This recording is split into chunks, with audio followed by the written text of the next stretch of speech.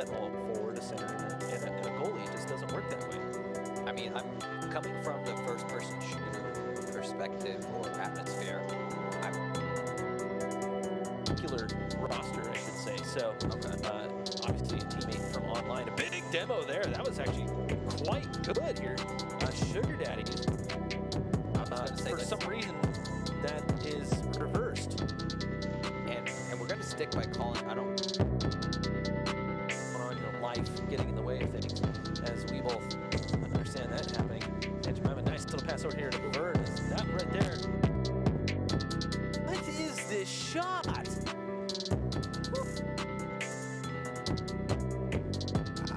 Angle on that. Any competition really should be for you is you're never in a perfect place, and you're never not going to have perfect. Wow.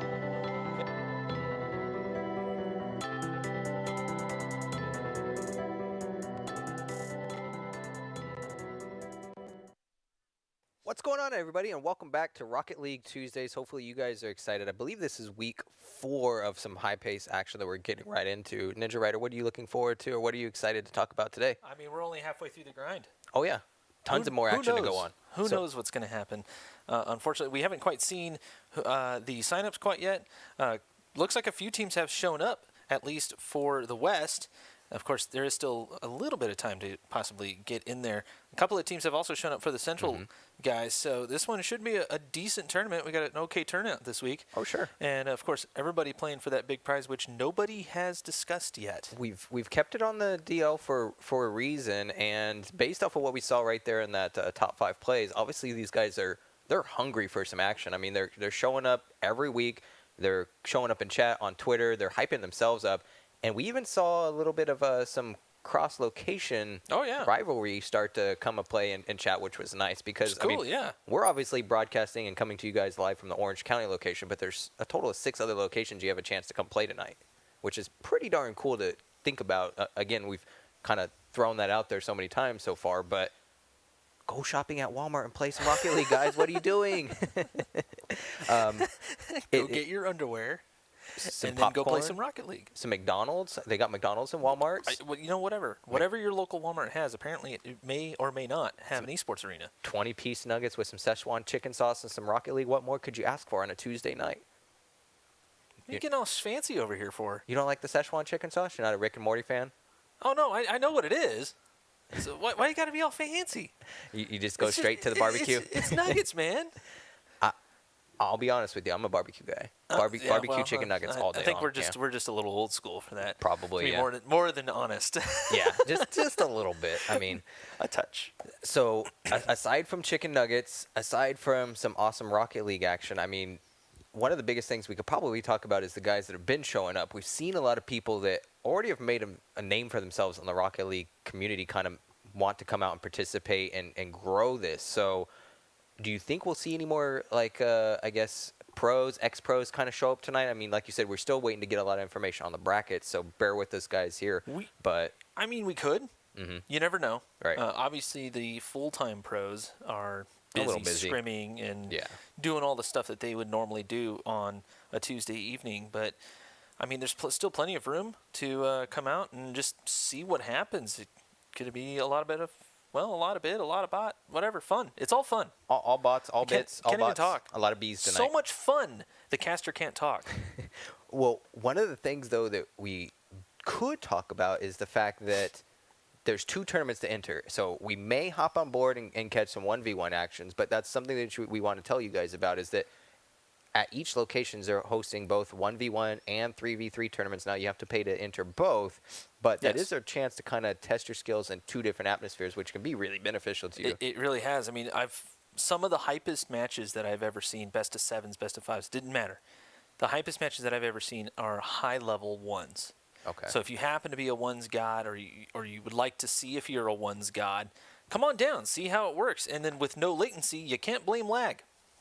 Yeah, and that's probably one of the biggest things that's, I guess, when you pull up that scoreboard and you're just looking at your ping and it's redlining and you're just sky high, and then back to normal, sky high, back to normal. And you go to hit the ball and it's disappeared and they already scored and you're just like, all right, dashboard, I'm done. Yeah, exactly. Don't have to worry about that Don't- when you show don't- up to the Esports nope. Arena location. Nope, So. you don't. Just stop on by. I'm actually hearing we have some standings for us to look at. Here we go. So Yeah. that's something to talk about again, guys, is that each week, if you don't always have a chance to show up, you can grab some points just by getting in the top 3 spots. So Sinister Nation, one of the teams that we've been calling out on a consistent basis here, sitting pretty good with 26 points at their location there in Colorado Springs. So, and one of the things I want to touch on, UCSS is actually one of our collegiate teams, as well as CC Tigers. So we got 2 colleges trying to, I guess, make a name for themselves, or just kind of maybe see what their players can do in this LAN environment that the Esports Arena is giving us a chance to. It's a great chance to do that. Of course, we saw Come On Ray and Baja Boys come out, have a little bit of fun, managed to score a little bit of points out there in Colorado Springs. So a fantastic chance there. Sinister Nation making a bit of a name for themselves as well. We've seen them be pretty active on Twitter, kind of promoting themselves and helping kind of promote this little shindig that we put on. Yep. And then, just to give you a quick breakdown on the points to let you know how good Sinister Nation's been doing. They had 26 points, which means they got first twice and second place once. So they're doing pretty well. It's not bad. Just like we see with, and this is actually pretty awesome to see too, a high school division or team kind of showing up to represent themselves. We don't always see that online yet. Well, there is a burgeoning high school esports scene, if you will, starting to kind of emerge, and within Rocket League as well. Rockwell High School right there with 16 points. And then we have Kuchi Raven. Upper 90 made a showing, and I believe one of their satellite team members, and then Boomba obviously did manage to score a little bit. And that right there is out of Fort Worth. So if you're in either one of those locations, you can come out, have a little bit of fun, and see how you guys might do against those particular teams. Try to score some points, get into the grand finals, which, again, we haven't quite announced all the details for, but it's pretty big. There's some stuff on the line for sure. And we've definitely been, I guess, hyping up that prize on purpose, but one of the things I guess we've been bad about doing is letting you guys know that each night you guys are going to have a chance to walk away with some swag and some prizes too. So it's not just about qualifying for that end of the season tournament, but every night that you show up, you can walk away with something in your hands, which is pretty cool swag to show off to your friends. You know, swag, a T-shirt. I'd be rocking DLC, that T-shirt to school. All kinds of stuff, yeah. Saying I'm the champ over my friends, and that's one of the things we've seen. I don't know if it's that actual T-shirt. Not this one, no. No, it's definitely not that this one. This one's way too that special. one, no, actually, believe it or not, that is a special edition one. You not can't going buy anywhere. it. You had to go to the Rocket League they call it the third birthday bash or something along those lines at Petco Field. They keep this in the Esports Arena like secret vault safe that I don't even know where it's located. It's so secret. They don't want anyone to touch this T-shirt, so I try to keep my hands off one of these days I'm going to wear my pin. I should wear my pin. Why am I not wearing my pin? You should. You should be totally representing your pin. I have a 10th anniversary pin. I'm jealous that I don't have one, but you do. Well, you should have went. I should have. Rocket League community, what are you guys doing? Why aren't you there? Why aren't you here tonight? It's Tuesday. This guy. I can't believe you didn't go. Actually, I totally can because it was in San Diego. Right? You're a little far for that. That's a little bit of a drive to San Diego. That's a touch of a drive for sure. But yeah, anyways, we were harping on just showing up and scoring those points and seeing what you can do. Obviously, as teams kind of filter in the various regions, we'll start to fill out those brackets and figure out who possibly gets a chance to head out to the finals. And I guess that's been one of the things we've been most surprised about so far is we've seen some games where obviously there's been some clear skill gap, but overall it's been pretty competitive once it gets down to the finals, which is kind of what you expect. The good teams start to weed out the bad teams towards the end. And Sinister Nation, though, again, doing a great job. And just to give you guys a breakdown of how this event works, first place takes home 10 points, second, 6, and then third, 3 points. So if you don't have a chance, or you haven't had a chance to put together a team so far, there's still plenty of weeks to show up. And I mean, again, as well as Sinister Nation's done, winning 2 events and taking home second on the third, that's still, they got to do well the rest of these weeks to make sure they hold down that first spot. So the pressure's really still on them there. Yeah, no, they have to. Now, I don't know if they've actually shown up this week, but good question, yeah. We'll have to see. Either way, I mean, they do hold a pretty commanding lead at this particular time. That said, there's this week and then another 4 weeks to go. So you have another month to make your way out to Esports Arena, score as much points as you can to get yourself into that grand final. I kind of started to push it a little harder on Twitter, and I know people are starting to engage it. Everybody loves the idea, but you got to make your way out here and participate. I understand it's may not be the easiest thing to do sometimes, but even just coming out here once or twice just to see what's going on is a blast, and you don't have to pay to watch. If you want to come out and have a blast, definitely come out. Come spectate, kind of, like you said, feel the atmosphere of what the LAN environment, and again, you've brought this up before, is until you've actually experienced it in your career for your first time kind of playing in that environment, it's definitely a different experience than jumping online with your friends or creating a private match and building experience that way. It's a completely different environment, which is awesome to be able to kind of cultivate friends in the community. And you pointed out a great thing that's the biggest thing. We have an online Rocket League community. You guys right now that are anywhere near Fort Worth, Colorado Springs, Spokane Valley, Orange County, all the different locations, if you love Rocket League, if this is your game that you're passionate about, you should be doing everything you can to spread the opportunity that this is happening every Tuesday night. So the 1v1 start at like 5:30. I think the 3 start around 7 or 8. Started at about 7 o'clock, yeah. Perfect. When they start to kick off, yeah. And the other thing, too, is it is a double elimination. So you get at least 2 full matches in to test your mettle and see what happens. Of course, you get to stay for the rest of the evening if you so wish. You can hang out, play more Rocket League or just enjoy the fact that you have an amazing PC in front of you. Those overpowered PCs. The overpowered PCs and all the other sponsors that help put those arenas together. It looks like... Might be jumping into some actions or just kind of waiting for the brackets to fill out a little bit? No, actually, we have some 1v1 action. Oh, there we go. That could be up to the producers if they can definitely get into the game without disturbing the players. I do know... Oh, yeah, here we go. Perfect. And that's one of the things. And it looks like he's rocking the Cone Clan tag, King Elite, which is one of the guys I think we've seen in the previous weeks before. And a beautiful sight that the Esports Arena is filled there on the webcam. You could see almost all the computer desks and chairs there packed because everyone's excited for Rocket League Tuesdays today. So we're hopping right on board with King Elite and trying to read the other name, but it's a little bit hard to pick it up. And there we go. Catastrophe 13. I like it. That's fantastic. And he's rocking the 207 clan tag. So again, showing off the local stuff going on. This is what, again, we're here to build for you guys. So everyone out in Colorado Springs, you guys are definitely doing a great job as far as the leaderboard goes, racking up some points.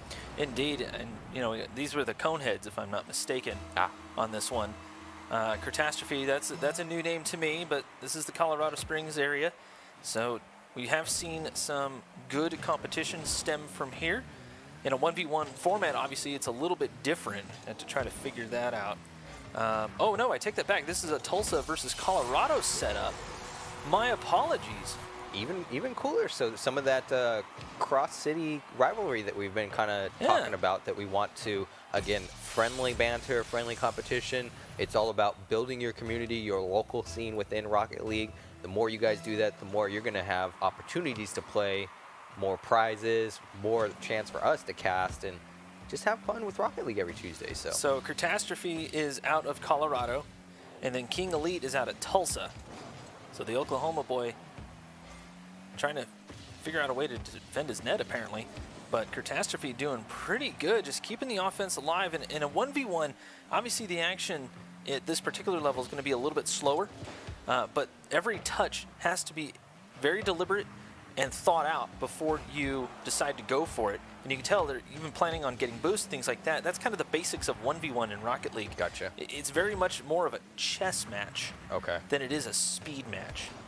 And it seems like it comes down to a lot more, again, correct me if I'm wrong, because I'm new watching these 1v1s here, but you almost have to really have the experience or the depth of knowledge of what to do in these particular situations and either plan ahead or guess at to what particular move or, I guess, angle he's going to be flying at, just kind of like that right there. Pretty much, yeah. And there are some basics to follow and things of that nature, but the way you position yourself around the ball, the way you position yourself around the field like that, got to get those touches in. You got to have mechanical ability, and you have to have a lot of confidence, which right there, King Elite did not.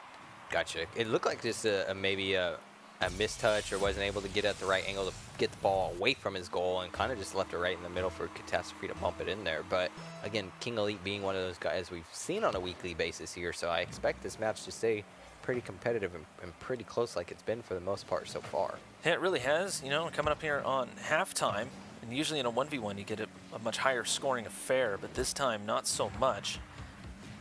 Both players seem to be doing a really good job of kind of... Wait, there it is. Ooh, great blocking. And that's what I'm talking about. You have to predict the cut. You had mentioned it before, but it's very much, you know, predicting the cut, predicting a flick, trying to predict everything. But when you do basic things like that, a long shot will score. It kind of seemed like King Elite wanted to maybe do something different and gave up on the play, which, like you mentioned, just unfortunately gave the whole field positioning to Catastrophe to just kind of pop it across the field and knock it in. It kind of looked like King Elite was trying to draw out Catastrophe. Bait him a little bit. Baited, you know, just try to get the challenge out of his net. But a pinch play will make this one another one-goal game. And again, just when you're in these Rocket League situations, the clock really is sometimes your best friend, because he's still got 2 minutes to work with here. So being down 2 goals prior to that goal, now only down 1, he's right back in the loop here. So it's definitely possible for King Elite, as long as he keeps his cool, keeps his momentum, make sure to kind of, I guess, fix those small mistakes that he's been making so far. But again, we don't know exactly where they're at on the night, so these guys could still be kind of getting their groove of things going on, getting warmed up, their hands all kind of in the position. But a great fake there. Unfortunately, doesn't get the right angle to capitalize on it. But now Catastrophe has to play on the defense mode, and like you said, King Elite just maybe playing these baits and just trying to figure out what is and isn't going to work for him right now. Yeah, but a bait in a 1v1 isn't necessarily the way to go. You know, if the other player isn't moving, you have to add some speed to your play and then play with a lot of confidence. Now right here, this could be a breakaway play. Catastrophe has to cut in on this, and he does, gets an okay pinch with a minute and a half left. Catastrophe just basically needs to keep it away from his net. Doesn't even necessarily need to score. And you can see right there, even without boost, he stayed with the ball. King Elite did not challenge. King Elite with the pickup, trying to get the flick on. It's not going to be enough. Catastrophe knocks it to the side, and that's one of the things that you really have to be conscious of, is those side touches from behind, from the other side of the play. In normal play, we would call it offsides or something along those lines, some sort of soccer or hockey term. Right. But in this instance, that's exactly what you want to do right there, is just knock it away. As King Elite able to defend his net perfectly this time. He's doing a much better job of just hugging Catastrophe, not giving him the space to really, I guess, play the mental games that seems to have scored him the first few goals. But a great challenge coming in from Catastrophe there just to get the ball off. And if he gets the right angle, this is going to be a nice, but again, King Elite winning, and there's the goal. There's the tie. I thought Catastrophe was maybe going to win that touch and maybe be able to spin back in time, but King Elite sticking with it, winning the challenge and putting it in. Now, Catastrophe forward flipped on that ball, thinking maybe it would head off to the side, but he wasn't behind the ball enough to actually send it off of King Elite. King Elite only rolled. Okay. So on the roll, that just sends the ball towards that net, his left, and there you go. Sometimes it's just the tiniest mistake that will net a goal for your opponent. Kind of like there, I expected Catastrophe to maybe be able to put a little bit more gusto on that to make sure it got to the back of the net, but he misses the block, and this is going to be an easy capitalization here by King Elite. The axles have busted. Right there, they're gone. They're gone. Thought we were watching Madden for a second. No. What we're watching right there is the NHL. That right there, that's hockey. That's a deke right there. Tell you what. The angles that man made on that cut were so clean. I feel like they need to bring the Zamboni out and just level the ice a little bit. Grooving the field is King Elite, but he manages to eke out a win here. And King Elite, I believe that means he is moving on to the grand finals. And eke out a win there is the perfect set of words, because he was down and most of the game doing a really good job of being in the right place at the right time. Like you said, a few small mistakes that ended up allowing Catastrophe to score a goal, but overall making a 3-goal run there in the last 2 minutes to kind of not only tie it up, take the lead, and now he's going into grand finals, like you said. So again, shout outs to King Elite. Again, one of the guys that's been showing up on a consistent weekly basis, which is awesome to see. And if you guys want that opportunity for me to sit here, run out of breath, and say your name over and over and over again, you need to show up on Tuesday. I don't know what else to say other than that. I'm going to leave that alone. Yeah. All right, so King Elite will now take on Schultz 12 from Spokane. Okay. In the lower final. I don't recall Schultz's name. I don't recall them either, no. So I'm going to kind of hop on the back of King Elite only because, again, he's been showing up for us. We know what he can bring to the table. But I'm also excited that every week we've had new names show up.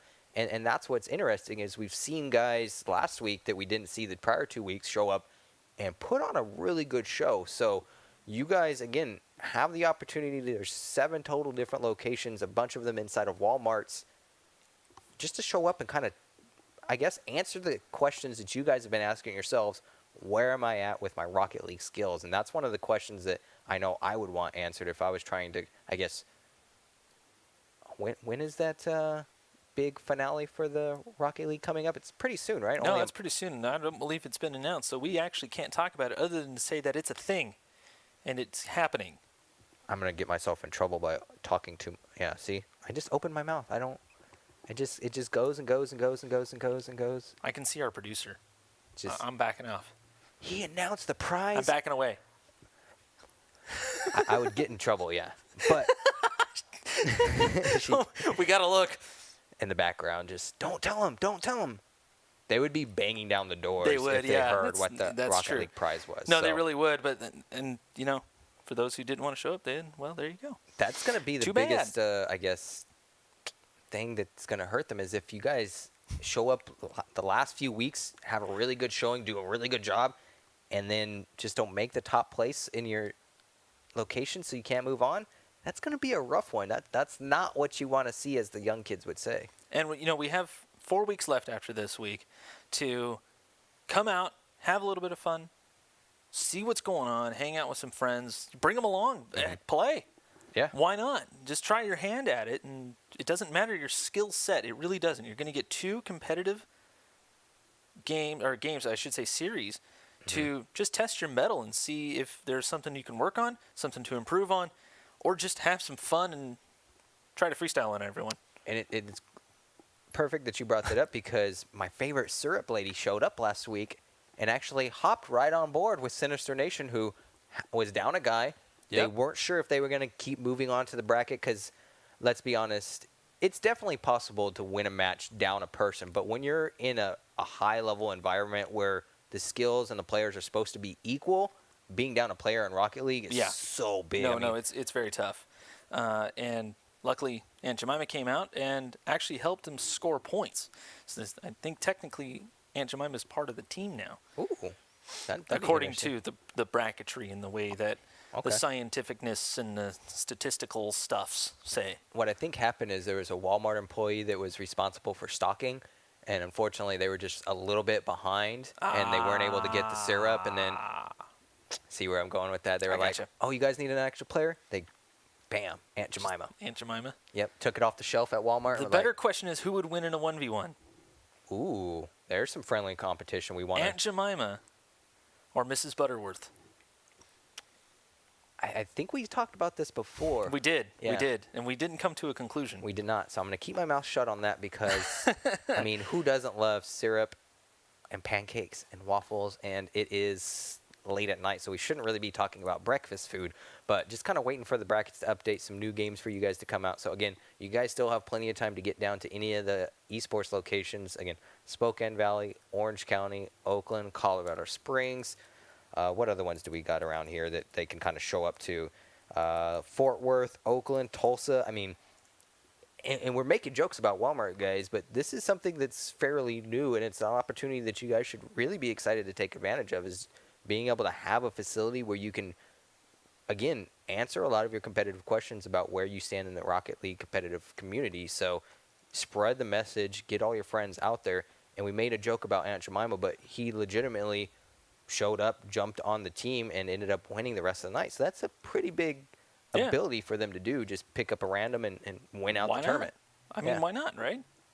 I guess that's one of the biggest questions is when you're coming to one of these events, kind of checking it out for the first time, you have a chance to meet people, like-minded individuals that are really answering the same questions or in the same place that you are. So why not take advantage of that? It makes perfect sense. So again, $10 to play.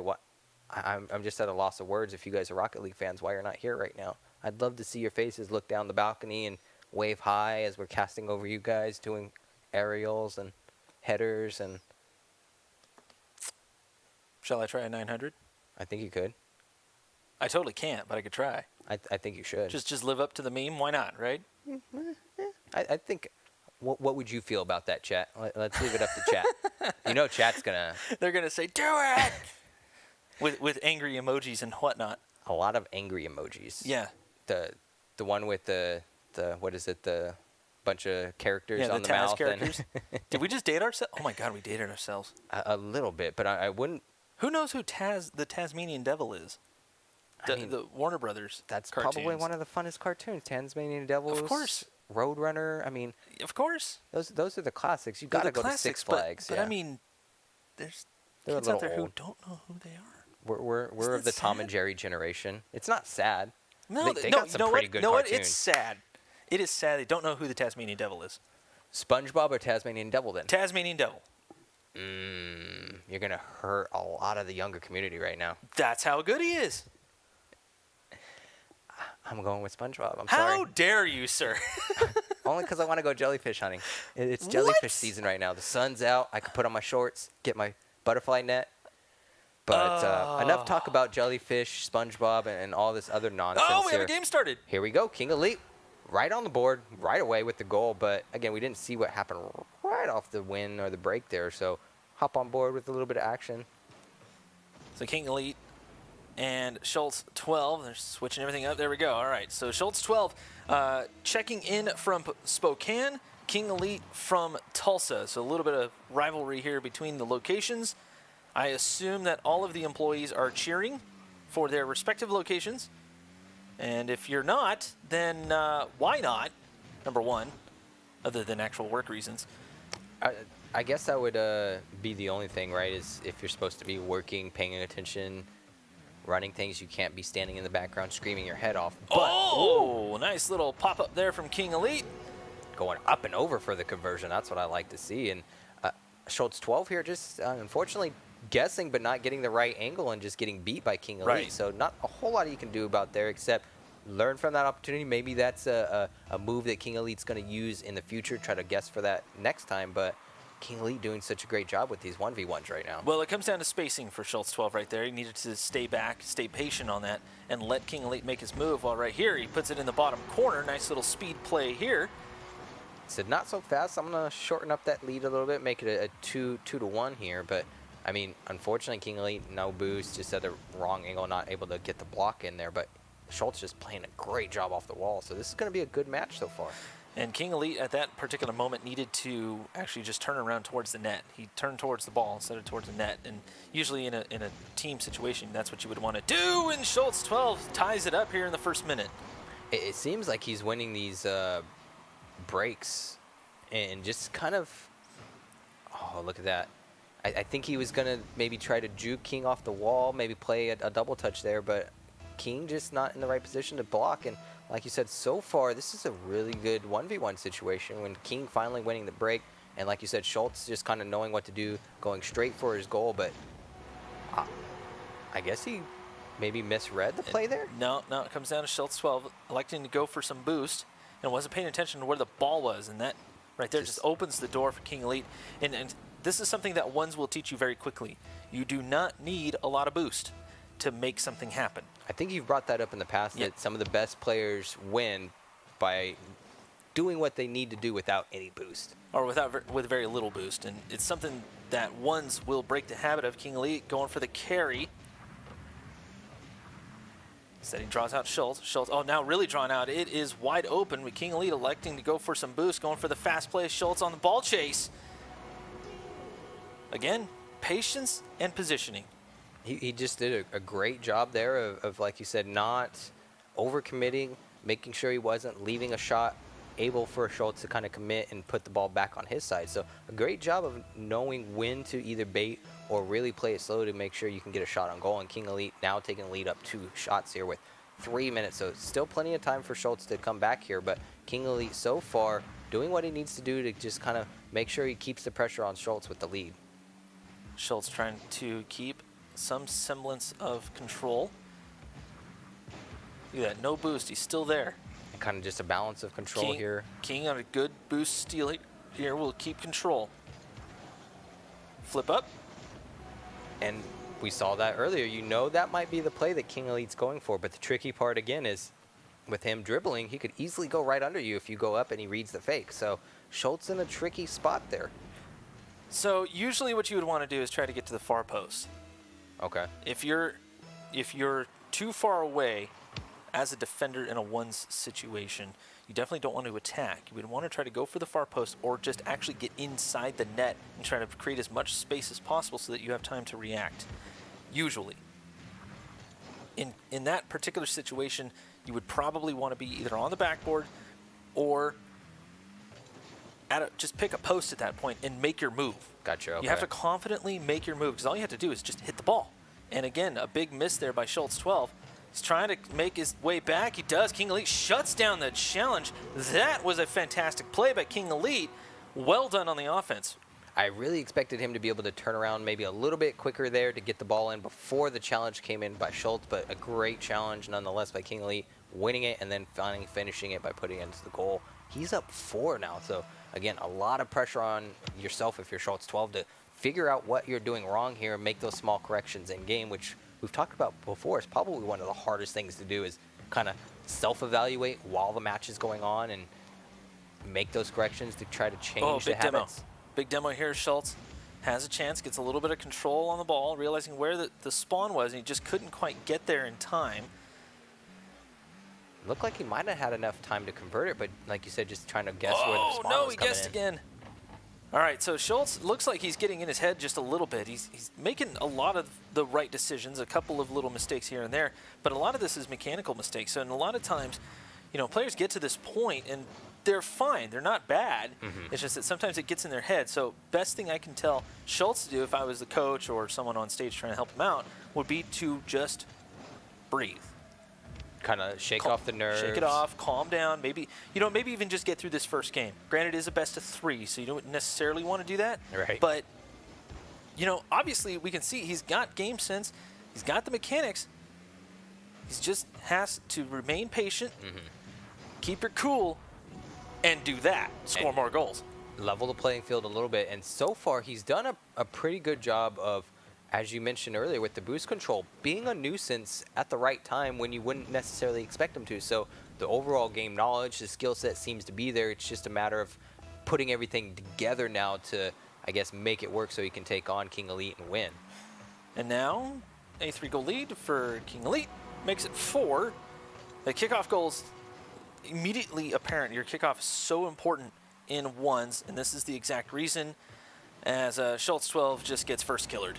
And King Elite, all of a sudden, I'd say the past 3-4 touches off the kickoff, he's done a much better job of winning them. First 2 touches, he wasn't maybe getting it to it quick enough or really giving Schultz the advantage on the angles. And now King is doing a much better job on the kickoff of winning the ball and the pitch control, which I think has really led to this 4-goal lead that he has himself here. And this should hopefully be an easy double touch off the wall for a goal, but unfortunately miscalculates it a bit there. Schultz back for the defense, unable to connect. Going for the boost, which I thought he had enough to maybe make a goal here, but I think King Elite's just going to play it a little bit slow. He knows the clock's running out here. He's just got to make sure the ball stays in the air. He buys himself maybe 10, 20 seconds off this one shot here, and this should be an easy win, as you said, to continue on the best going of 3. for the flip reset, trying to get on the Rocket Dailies, but the aim was way off. And now Schultz, again, denied boost, grabs 12, tries to make advantage of it. Can't quite do it, and King will go up the wall. Some would say that King is just trying to style on him, and Schultz, he just did not read that well. And King Elite basically using the time up at this point, and it could be a bit of a sportsman thing. You don't really want to stomp a guy into the ground, let's face it. No. And clearly it looks like, King Elite will win this particular game. Now Schultz just needs to take some time, relax. Solid shot. King Elite deftly getting in the way of it, but I mean, that's a good shot. It's a good basic shot. Get your bearings back. All right, cool. My mechanics are there. Right. Now Schultz, you just need to get out of your head, get into the game, and go for it. Like you said, shake it off, kind of start from scratch, because at the end of the day, when you're in the moment, that's probably one of the easiest things to do to kind of just figure yourself out is go step away from the controller and go, okay, yeah, here we go. Yeah, I mean, it's literally physically putting the controller down, grabbing your water, taking a drink, putting it down, breathe in. Yep. Breathe out, grab the controller, hit X, and let's go. I mean, a lot of people joke about that, but sports psychologists across, I don't care what sport you like, hockey, tennis, football, they tell their guys so many different times, when you get in your own head, when you have the emotions, the nerves, the anxiety kind of picking up, count to 5, count to 10, take some deep breaths, go outside. Yeah. Those are all, in this environment, he doesn't have a lot of time to do that. You have a minute. He'd have to really get some breaths in, Right. Okay. No, but I mean, you have a minute, so use the minute. Oh yeah. I mean, plenty of times in tournaments or league play, you see it all the time. They use the minute, whether it be to chat with your teammates, jumping jacks, do a couple jumping jacks, get the blood flowing again. A little shack shimmy. Whatever you got to do, man. I like the shack shimmy. That's my favorite. Wait, you used to do that in tournaments? No, I just like when Shaq does the Shaq shimmy. You really should have done it in tournaments when you played pro. I will from now on. I'll just do it. Shaq shimmy on people. Do it. We're back in for game 2. King Elite trying to take the next grand final spot, the only grand final spot left, I should say. We're trying to figure out who they will be playing next. Schultz trying, but King Elite gets there just in time. And I want to take a moment at the end of that last game to do what King Elite did there. Like you said, is the sportsmanship that King, because that's one of the, like you said, you don't want to get stomped on. And at the end, when you're up 4 or 5 goals on somebody, there's a minute left. You really need to keep putting in shots to just slow the game down at all. Yeah, just chill for a minute. It's fine. That's actually a really good move by King Elite. But now, fresh game on our hands, just about a minute in. Nobody's scored yet. Schultz looks like he is trying to move as fast as possible, which can be a good or bad thing, but he's trying to make the best decision that he can. He's using a lot of boost in doing so. But King Elite has remained decently patient. He's doing a great job of making his presence known right now in the situation, which in the first game he wasn't, I guess, doing the best job of. And a nice touch over King Elite. I thought he might have won, but King Elite making a great read there. And so far, Schultz doing a much better job of, again, being in the right position, kind of controlling his boost. We've seen him maybe get rid of it a little bit there, but King Elite with the angle and just, he knows it's going in. That was a perfect shot. Yeah, it's a beautiful shot here off of the sidewall. Just gets the read right here. Oh, no, I'm sorry, not off the sidewall. He just comes off of it nicely. And, Schultz, again, doesn't quite have the spacing down. I think this kind of comes down to more experience than anything else. King Elite has pretty much proved that he has a decent amount of experience, and he's playing with practically a semi-pro as well on his own team. So get some of that, and I'm sure they 1v1 each other. So why not? And Schultz right here doing his best, though. I mean, a little bit of a misread there, but yeah, he's getting a lot of misreads. He's got the right. He's doing the right stuff. He's got the right idea. Right. But maybe just the tournament environment, he's not quite used to that. We kind of expect this. Oh, yeah. We totally expect to see players kind of falter in a LAN environment or in, a live environment. This is why you do it, though. Yep. So, all right, now you've done it once. Yes. It's out of your system. Come back next week. And, all right, cool. Now I'm experienced. Let's go. And that word right there, experience, that's the biggest thing that's going to answer a lot of your questions, because you don't always know what to do in a situation until you've been in it. You don't know how you're going to react to a particular move or a particular set. And the people that you play against all react different. They all have different strategies. So being able to kind of pick up on that in person is a huge advantage to be able to have. And just a beautiful dribble and control there by King Elite to put that in the net. Oh, that was all Schultzy. Schultz, you had it right there, and then you jumped. Oh, you went for the flip. Yeah, he was okay. So planning a little bit too far ahead, I think. No.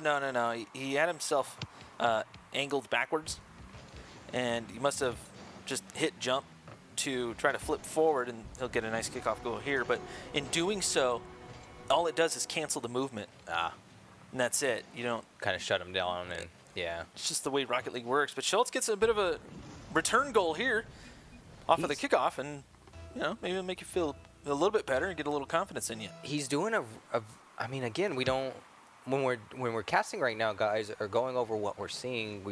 We're doing it in a constructive criticism type of way, and we're being very positive because, again, we don't know a lot of the answers to the questions that we have about these guys. Of how long has Schultz been, taking Rocket League serious versus Cone Elite? Obviously, Cone has been showing up weeks on end with his squad, so he's grinding. He's on that competitive scene. He's trying to obviously be here every week. Again, this is our first week getting the name Schultz out there for ourselves here, so we're still trying to learn a little bit about what may or may not be happening here, and that's, I guess, the best thing that you guys can do is try to figure out where you're at in the standings. And it's a lot of fun, guys. I mean, if you guys haven't ever been to a LAN or an esports arena to play games with someone Schultz, in person. Don't panic. Oh, man, I'm rooting for you. But that was right here is just a huge miss right here. King Elite just kind of sending it towards the net. Maybe play it off of the roof, but he kind of messed up on the mechanic, and Schultz was expecting a much faster setup there. I think so, yeah. And tried to play near post. Now, there's the problem with playing near post. You want to go far post. Gotcha. In that situation, you go far post. That way you're coming at the ball and you get a stronger hit. It's also easier to aim at. Mm-hmm. The other thing he could have done right there was to just stay in the net. A little bit of misread by both players there, but Schultz able to hopefully recuperate here. And again, he's doing a great job of making his presence known, kind of being in the right positions, but maybe just, again, the mechanical errors that are coming in are just a little bit out of place. So he can brush up, put a little bit of more time and some hours in, and come back next week, and this might be a whole different 1v1 experience. Well, we're also seeing a lot of double jump or, missed flips or just flips in general that he probably normally wouldn't do. And King Elite,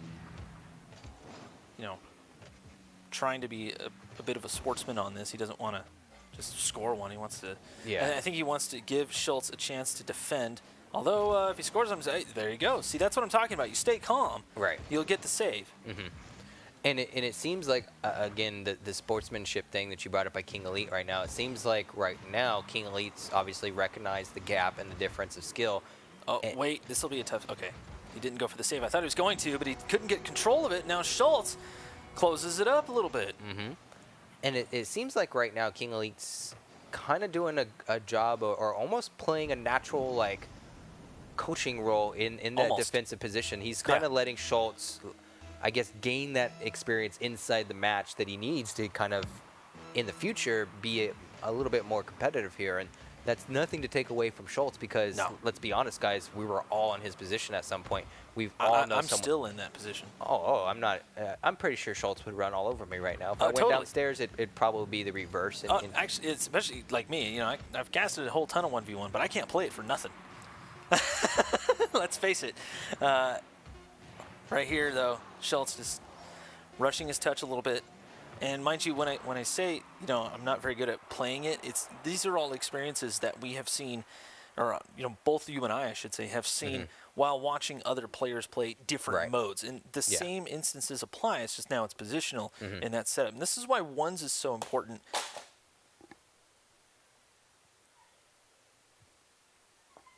Fail.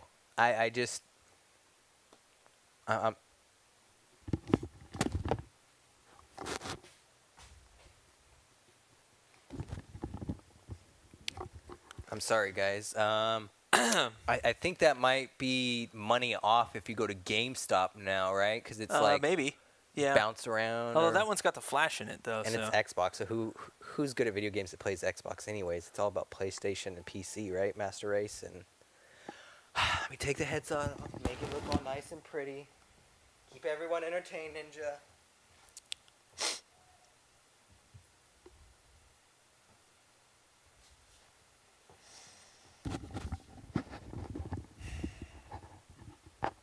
I'm sorry. We can't take you nice places, can we? We can't, no. We really can't. Like a bull in a china shop, I just thrashing stuff. And Oh my God. What's this video game? That was so random. Anyways, yeah, so that was actually the lower bracket finals. Okay. So Schultz made it that far. I mean, let's face it, that in and of itself is decently tough. He had to go through quite a few matches just to get there.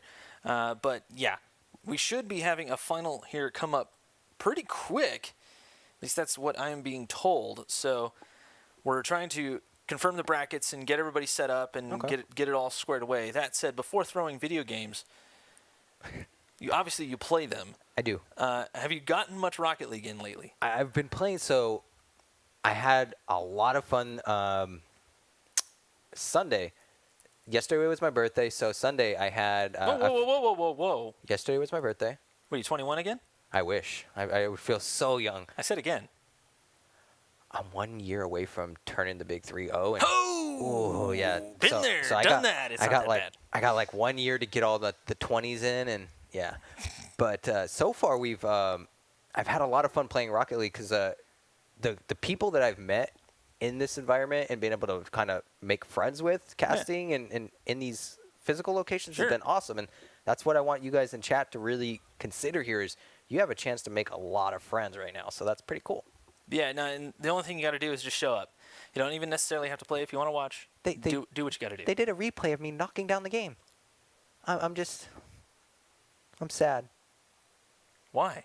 I'm not really, but I'm a little bit embarrassed. I bet there's going to be a clip of that, and then it's going to be all over the Rocket League community, and at least I didn't do like a header into the ground or something. No, if you did that, I think we'd have to cut away and call an ambulance. It'd be a little bit funny, huh? No.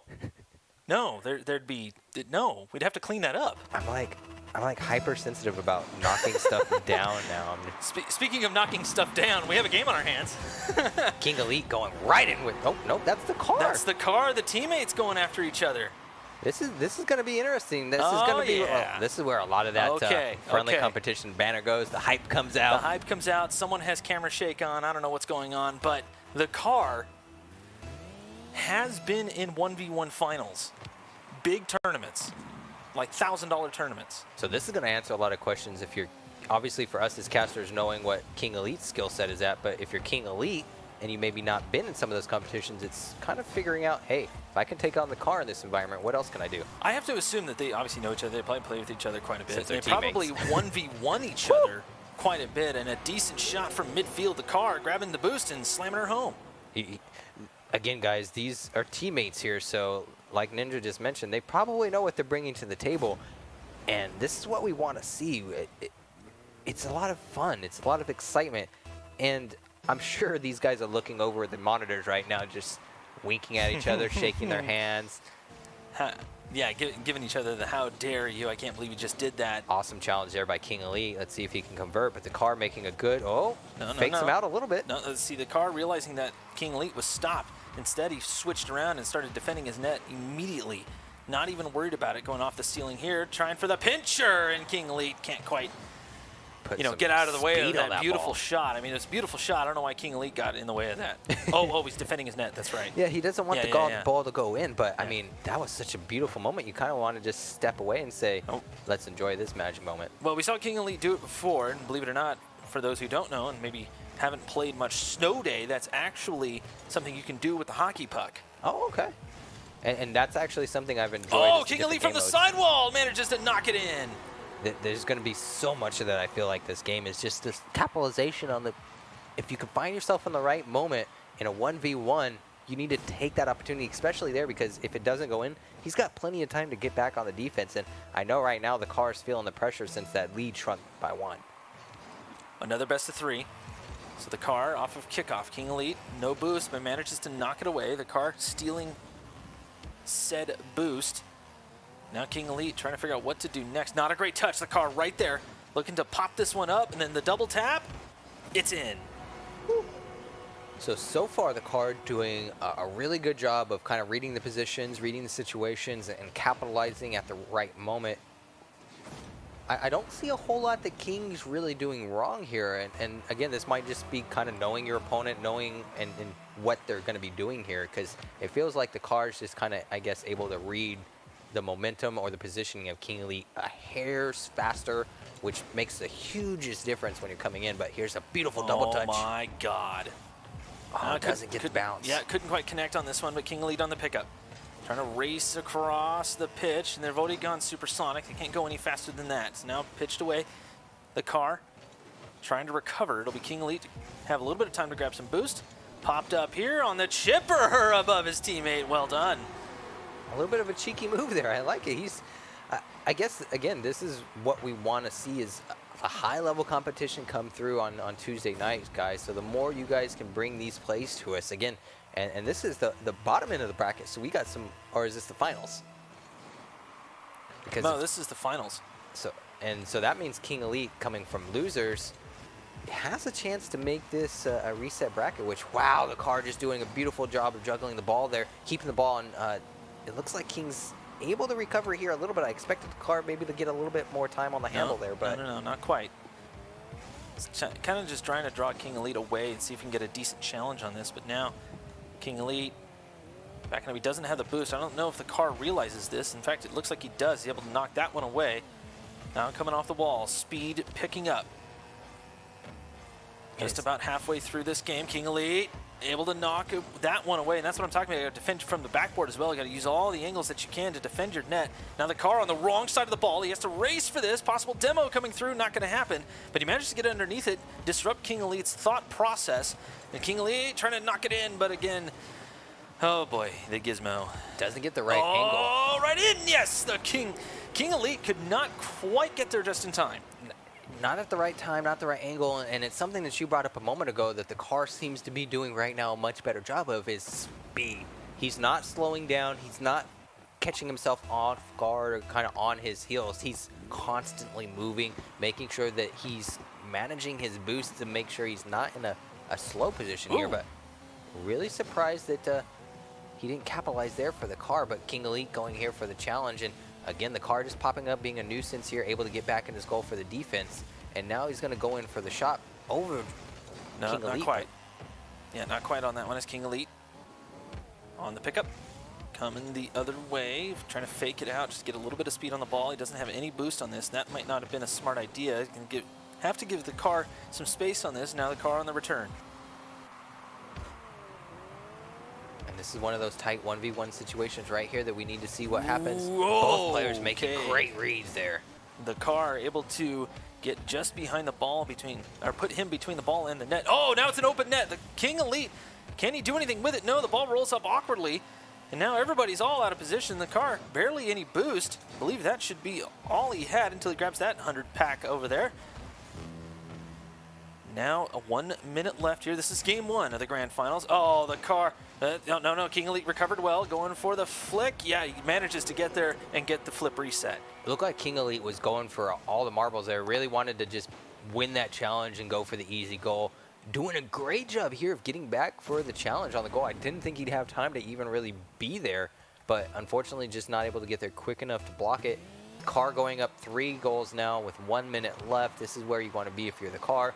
If you're King Elite, seems like you just need to close the gap, make things or slow down the pace a little bit here, but so far a really great matchup between both players who, again, happen to be teammates here, so not something that we, I guess, wouldn't expect for some high-level competition. Definitely, but Tulsa being represented well here as the car. That's actually a decent bounce. King Elite, I don't think, was quite expecting that, and King Elite honestly has his work cut out for him now. We've seen stranger things, but in ones, a 3-goal deficit, well, with about a minute left, definitely not impossible, but with 15 left, it's getting pretty, let's face it, that's strenuous. He'd have to score right now, as in right then and there when I said now, to even have a chance at even kickoff goals or anything like that to try to tie this up. But again, it's still game one, got a best of 3 in front of you. Well, I think King Elite might be able to pull another one out. Let's see what happens, but the car is on the winning side. The car just needs to win one more, and that's it. I guess not a whole lot of a surprise, though, with either of those guys taking home their championships, being that they've been here on a weekly basis. So, sorry, I'm just staring at that video game because it's like shaking, and I'm so worried I'm going to knock it over and embarrass myself again. Every time I see it wiggle, I'm just like, Now you know why I don't touch the table. hands behind my back for the rest of the night. Yeah. But some awesome action from those guys. So proper. So proper. Yeah, no, proper action, yes. Mm-hmm. Out on, or I almost said on the pitch, but we actually supposed to say in the arena. Okay. In Yeah. the arena. Yeah, because it's an arena.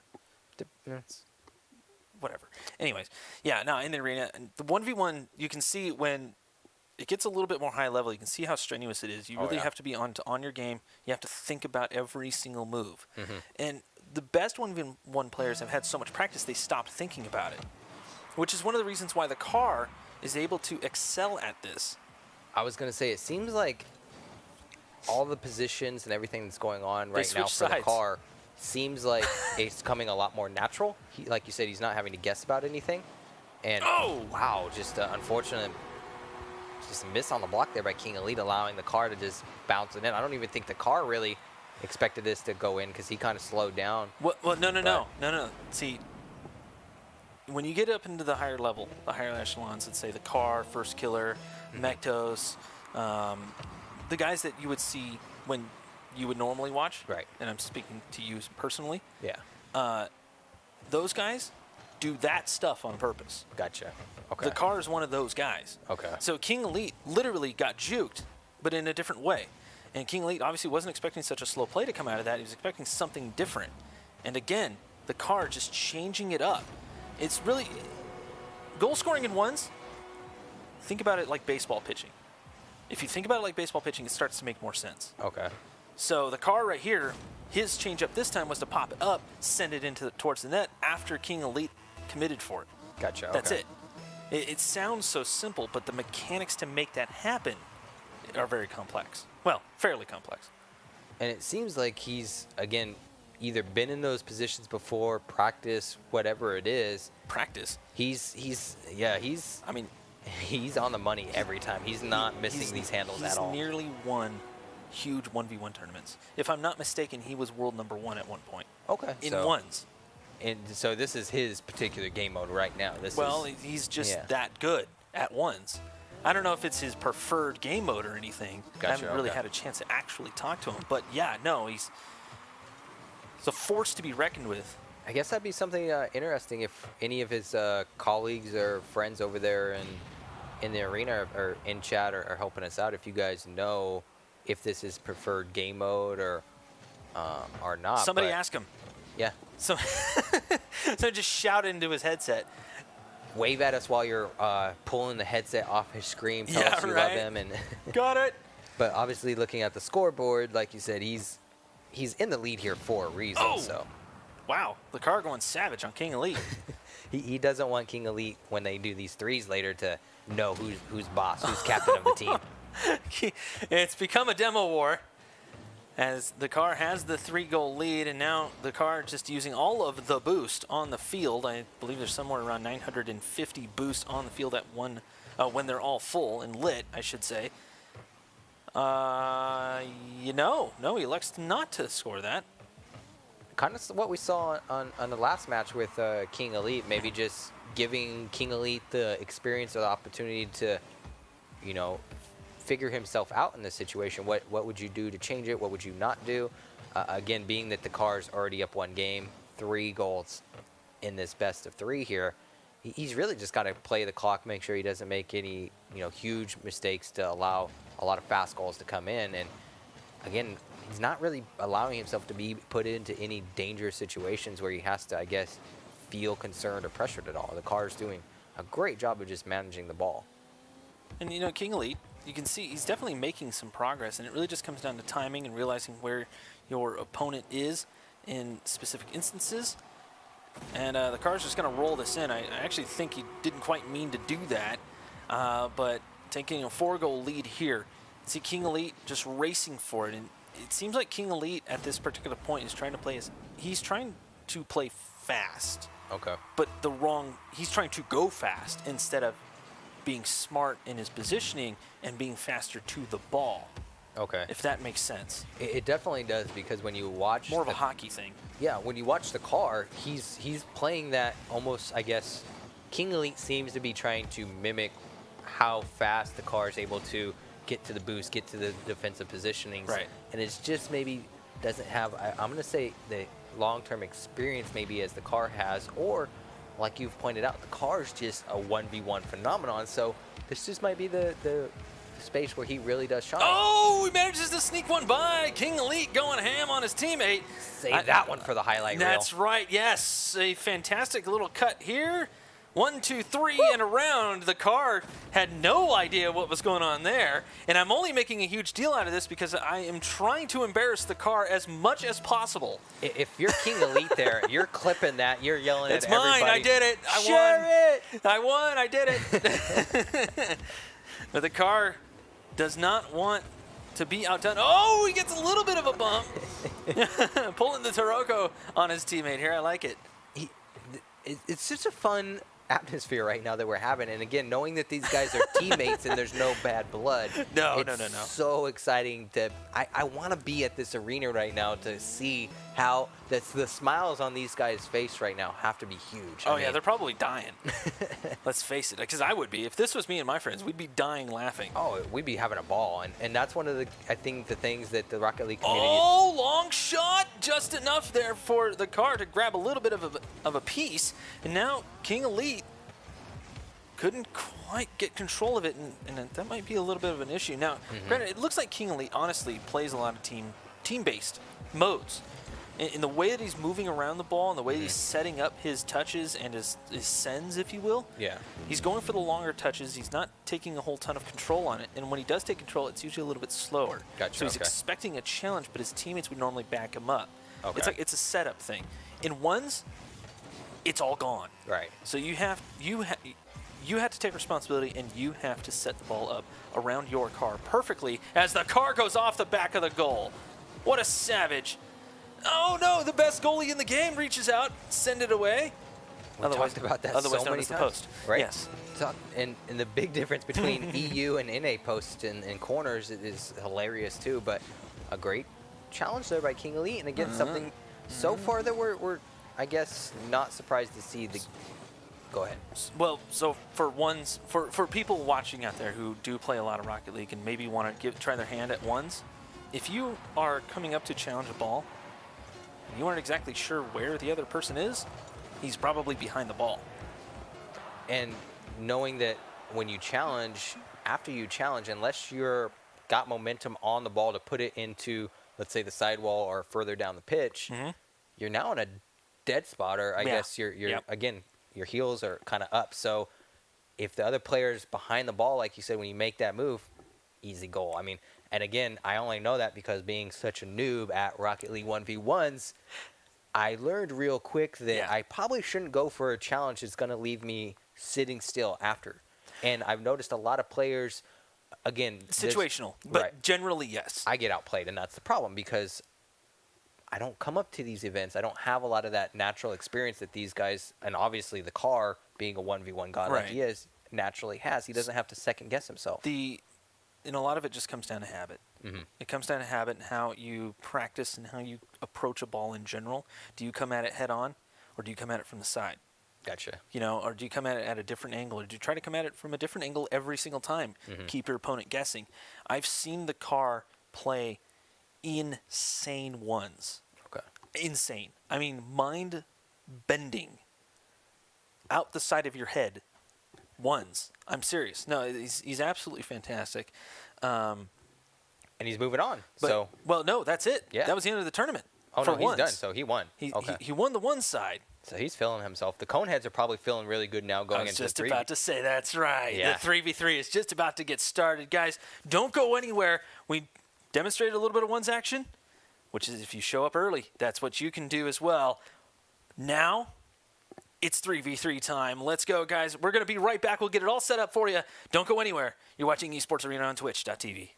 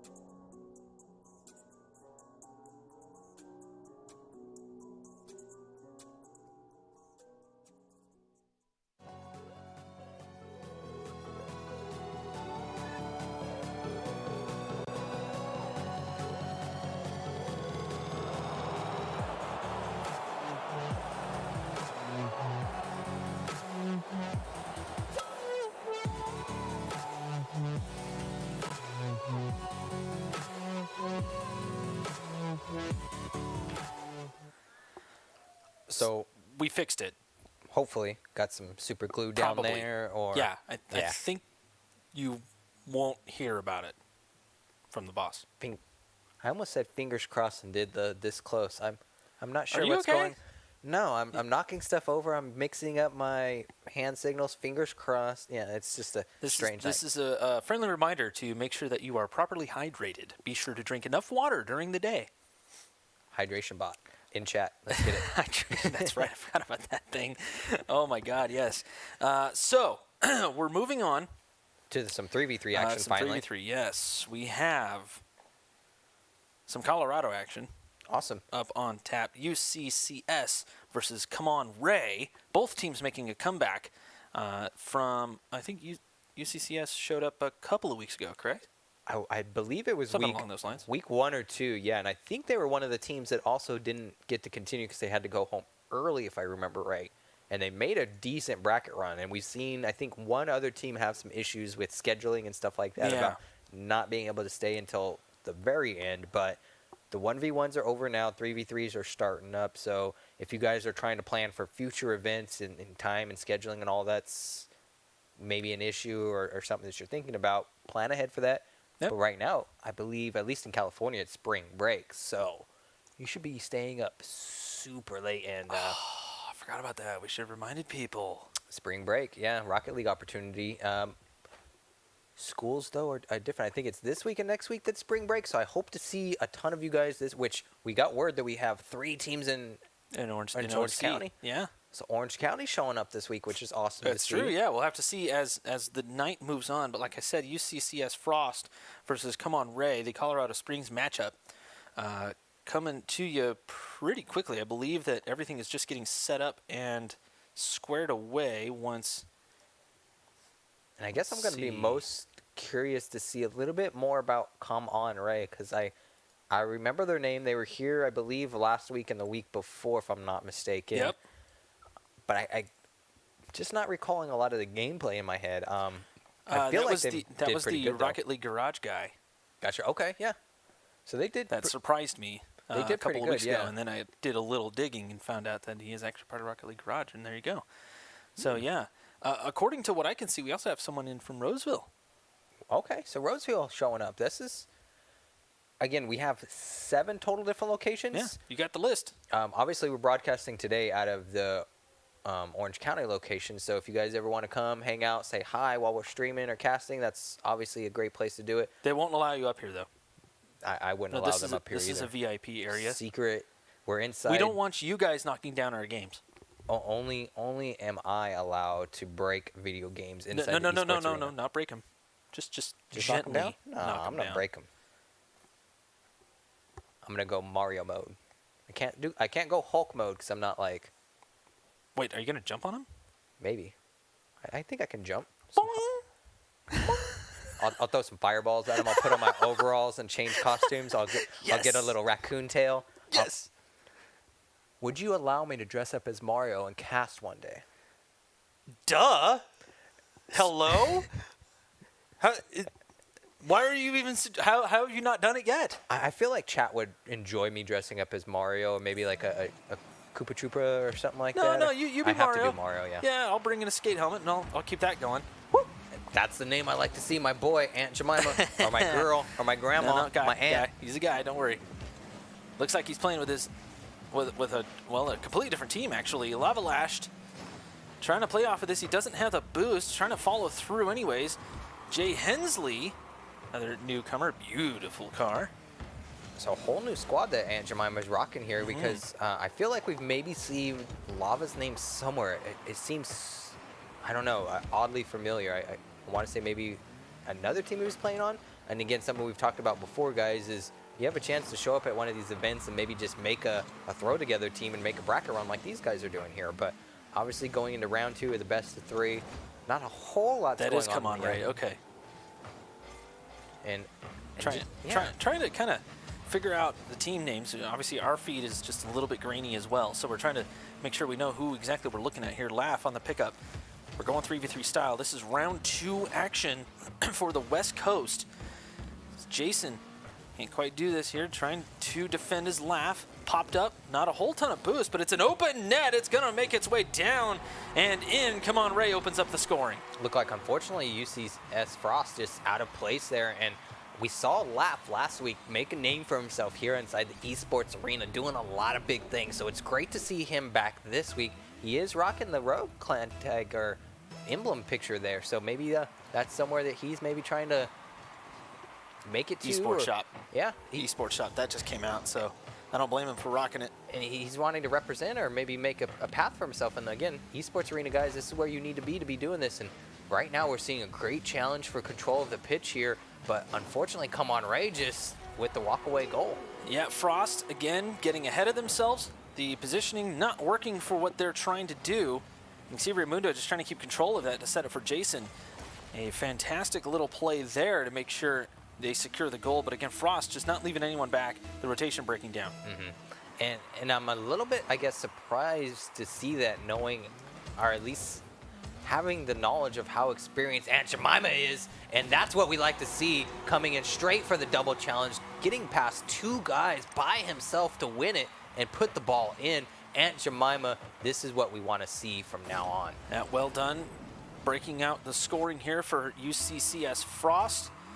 As Aunt Jemima trying to open up the backpack a little bit. Looks like his teammates aren't quite caught up to him just yet. Jay Hensley, that's a decent touch, trying to follow through. He just doesn't have the angle for it. Aunt Jemima up to challenge, but that's not a good idea. He needed to stay back as Come On Ray challenges the ball and tries to send it to the offensive end. Laugh. Doesn't find the angle, but here we go. Lava Lashed on the pickup. Frost looking to tie. Good bounce over the top there. Now they're winning the control. Hopefully Aunt Jemima able to get this clear and put the ball back on the other side of the field as both players from Come On Ray fall to the other side. Looks like somebody might be getting back for the defense, but if they don't do it soon, this is going to be an easy open net here for Lava, but just unfortunately misses the angle. But Laugh looks like he might have been there for the defensive play anyway. Hensley attempting on the pickup, just applying pressure to the ball, trying to keep Come On Ray away. And then Raimundo comes through to send it out. Jay Hensley again, still in the corner, cannot get a clear for their lives. Frost really need to clear this thing away. And Aunt Jemima was the patient one on that play. Finally, they sent it away. Aunt Jemima on the knockdown, and it's in. Jay Hensley had to get involved, but it was enough. A great play there by Jay Hensley, reading the angle and knowing that he has to get involved to make sure that that touch comes in. If he doesn't, it's bouncing off the wall there. I don't know where Frost was, again, with the triple commit. I think they might have been a little bit too far on the field, and that might have ended up going back on the other side for Come On Ray. But now there's 2 minutes left. Scores all evened up here. Come On Ray and Frost, they're putting on a show, and Frost is coming out saying, you guys were up 2-0, but you might choke the lead here. We want to take this back, and they're putting on the pressure. The speed is starting to finally show up in this match. Jason on the clearance. That was a good one, but Aunt Jemima reads it well, sends it to the other side where Raimundo will pick up off of the wall. Rolling around the ceiling. He's got no boost, so he can just move it down, and that's about it. Going for the center. Thought that might be a shot. That was good. Jay Hensley able to knock it in, break the tie. Still a little bit of time for them to catch up, but Hensley sends her away. And like you called out, that was a great center there by Come On Ray. Unfortunately, they didn't have anyone to capitalize. They should have had a goal there, and then just leaving their goal wide open for Frost to connect and capitalize. So a lot of back and forth plays just on some unfortunate mistouches, misreads, miscommunication here coming in by all the players, but almost a goal right off the kickoff there. And luckily, Lavish putting it in the center of the field, able to get this reset here, and now they're putting on the pressure. Frost is coming out to play, and it's kind of funny. Both teams are finding players just out of position, leaving the goal wide open in the middle, no one playing in the net. Lava, unfortunately, not able there to be in the right place for the connect on the shot, but again, Aunt Jemima here, he's going to play this ball, maybe fall back for defensive here, and just make sure that no goal comes in. They keep the lead with the clock counting down with a minute left. Hensley seems to be very comfortable moving quickly, and so he moves quickly down the pitch. Laugh able to get just barely a touch on it as Lava Lash keeps the ball in play. Hensley on the flip around. Raimundo just couldn't get the control. He doesn't have the boost for it. Should have let one of his teammates go, possibly, as now Laugh with a full tank. Sends it up, a challenge by Aunt Jemima, and that gets knocked down. Lava Lash towards the net, sneaks it just by Raimundo. And that's so hard for Raimundo being left in that 2v1 situation here, because even if he gets this initial defensive block here, he's got one more person to worry about on the second touch, which is just too hard to do against. I mean, 2v1's in the goal. you can play that man advantage all day long and make sure that ball goes in if you're Frost. Well, I mean, Raymundo, he had the right idea. You just needed to be facing out more than anything else and be a little deeper in the net. He would have had a little bit more time to react to that, even if it was just enough to stop it. That's all that really needed to happen, at least in that particular great instance. touch coming in there. Wow, Lava. Lava Lash credited here, but I think it was a bit of an own goal. Definitely get to see the read here, and Yep. Laugh just coming off with the misread, bouncing it off the front of his car there. You know, they say your best goals are own goals. We've talked about this before. Oh, yeah. Just touch the ball, That's put fantastic. it there, see what happens. I mean, and now they're in a great commanding position here, being up 3 goals when initially they were down 0-2. So this is a great comeback here by Frost, really turning up the heat and the pressure to make sure they take home this first game in this series here. That's right. Another best of 3 on our hands as Laugh rotates back. Raymundo out, trying to find the angle. Oh, Laugh finds the angle, but Lava was right there. Hensley gets a touch. Aunt Jemima just keeping this one up, trying to keep it away from their side. It's pretty decent here. They just need to knock the ball down, and they'll have a 3-goal win. UCCS Frost to take game 1, and I mean, let's face it, it's pretty decisive. They did it in a very convincing way. I was kind of concerned at first, or very surprised at how strong Come On Ray came off right at the back, because they had him up 2-0. Come On Ray was kind of shutting them down, stifling them. I think the turnaround really was when Frost stopped being so timid, because it seemed like Come On Ray was keeping 2 people kind of in the midfield, almost on a defensive position, and just sending 1 guy up. And when you have only 1 guy really trying to do something with the ball, that doesn't, I guess, leave you in the greatest position to make those offensive pushes like we were seeing for Frost. And that's the problem, though, is they had 2 people in the midfield. They had nobody back. Yeah. And once Frost realized what was going on, they can just start attacking and attacking and attacking and attacking. They did. Oh, yeah. That's all they need to do. Now, Come On Ray figured it out, started leaving a man back, Yeah. or at least in a good position to defend, but that's it. Frost just kind of steamrolled him there that first game. Now, there is another chance. It's a best of 3. Right. So Frost has their sort of game plan for this particular game. They have the intel. But Come On Ray, they also have a little bit of intel, and all they need to do is just play a little bit faster and a little bit more confidently. Most importantly, and we're hopping right back on board for some more action here in the second game. And the one thing I feel like Come On Ray really needs to do here is just not be so timid. Like we talked about, they had 2 guys back in the midfield, 1 guy really pushing the goal, and no one there to really capitalize on those second touches or the setup plays that we would expect Come On Ray to be able to capitalize. So hopefully they're able to just kind of communicate as a team, figure something out here in the second game. But so far, not a whole lot going on, but this is exactly how round 1 started too. So, and you got to get your communication going. You got to get all of that squared away as Come On Ray looking to make the push. We're already 30 seconds into this, and Frost haven't quite made a whole ton of it. Oh, man. Jason able to sneak one by. I think that was Lava Lash right there. I'm kind of surprised this one went in. It seemed like he was maybe taking on all 3 players by himself. And again, Jason being a name that we haven't called out a whole lot in that first series, so maybe he's finally finding the place that he needs to be in, that kind of spot. And again, communication or team synergy here, guys, is something that you don't really pick up on until you've had the experience or practice playing with each other. So again, get down to these arenas. That's what we want. It should be what you want too. If you don't see the opportunity being presented by Esports Arena, and a massive thanks to them for putting this on for all of us, as Frost trying to move down the pitch. It'll be Laugh on the pickup. Aunt Jemima, good read, staying patient. That's towards the net. Can't quite find the corners. Lava Lash looking to set up Jay Hensley, but Hensley comes screaming in. Little control on it, unfortunately. Nice little pop over to the center, but nobody there. Laugh on the pickup. Kind of leaves it there. Raymundo gets bumped out, and that should leave a little bit of time here for Lava Lash. Pop up, looking for Hensley towards the net, threads the needle and in. Beautifully done. And I was just about to call out, we knew where Raymundo were, we knew exactly where Laugh was, but unfortunately Jason there, I feel like he was in the right position to maybe take that challenge on and go for a shot, and just got caught off guard playing that midfield or maybe going for the aggressive move and didn't get back in time for the defensive push. But again, Laugh winning the kickoff here, Raymundo putting the ball back into the center of the field. Come On Ray doing a much better job of controlling the overall flow or speed, tempo of the game, whatever word you want to use. And Laugh seems to be the guy that they're really expecting to make the big plays as far as getting the ball on the other side of the field, making sure that they're in the offensive push. And I really expect Jason to step up here on these defensive or midfield positions to really help Come On Ray take the field here. Speaking of Laugh, now he gets just a massive clear, but that allows Frost to get set back up yet. Jay Hensley on the accidental knockdown, but Aunt Jemima's right there to send it away. And Jemima trying to play the anchor role. 1-on-1. Jason, a fantastic block. Decent read on that as Laugh picks it up, sends it towards the other side. Lava Lashed on the miss, but looks like the shot was going to be blocked out. And it seems like Frost are trying to play a little bit more of a passing game. They're throwing the ball to each other. It's just that the receiver, well, they're not quite ready. They haven't made the hook around yet.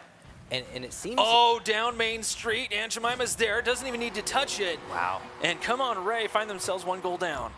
I was going to say, it seems to be that Jason really is the person for Come On Ray that's going to either need to be in that defensive position or really commit on those offensive pushes to make something happen. And he's just kind of getting caught off guard in the wrong place at the right time right now.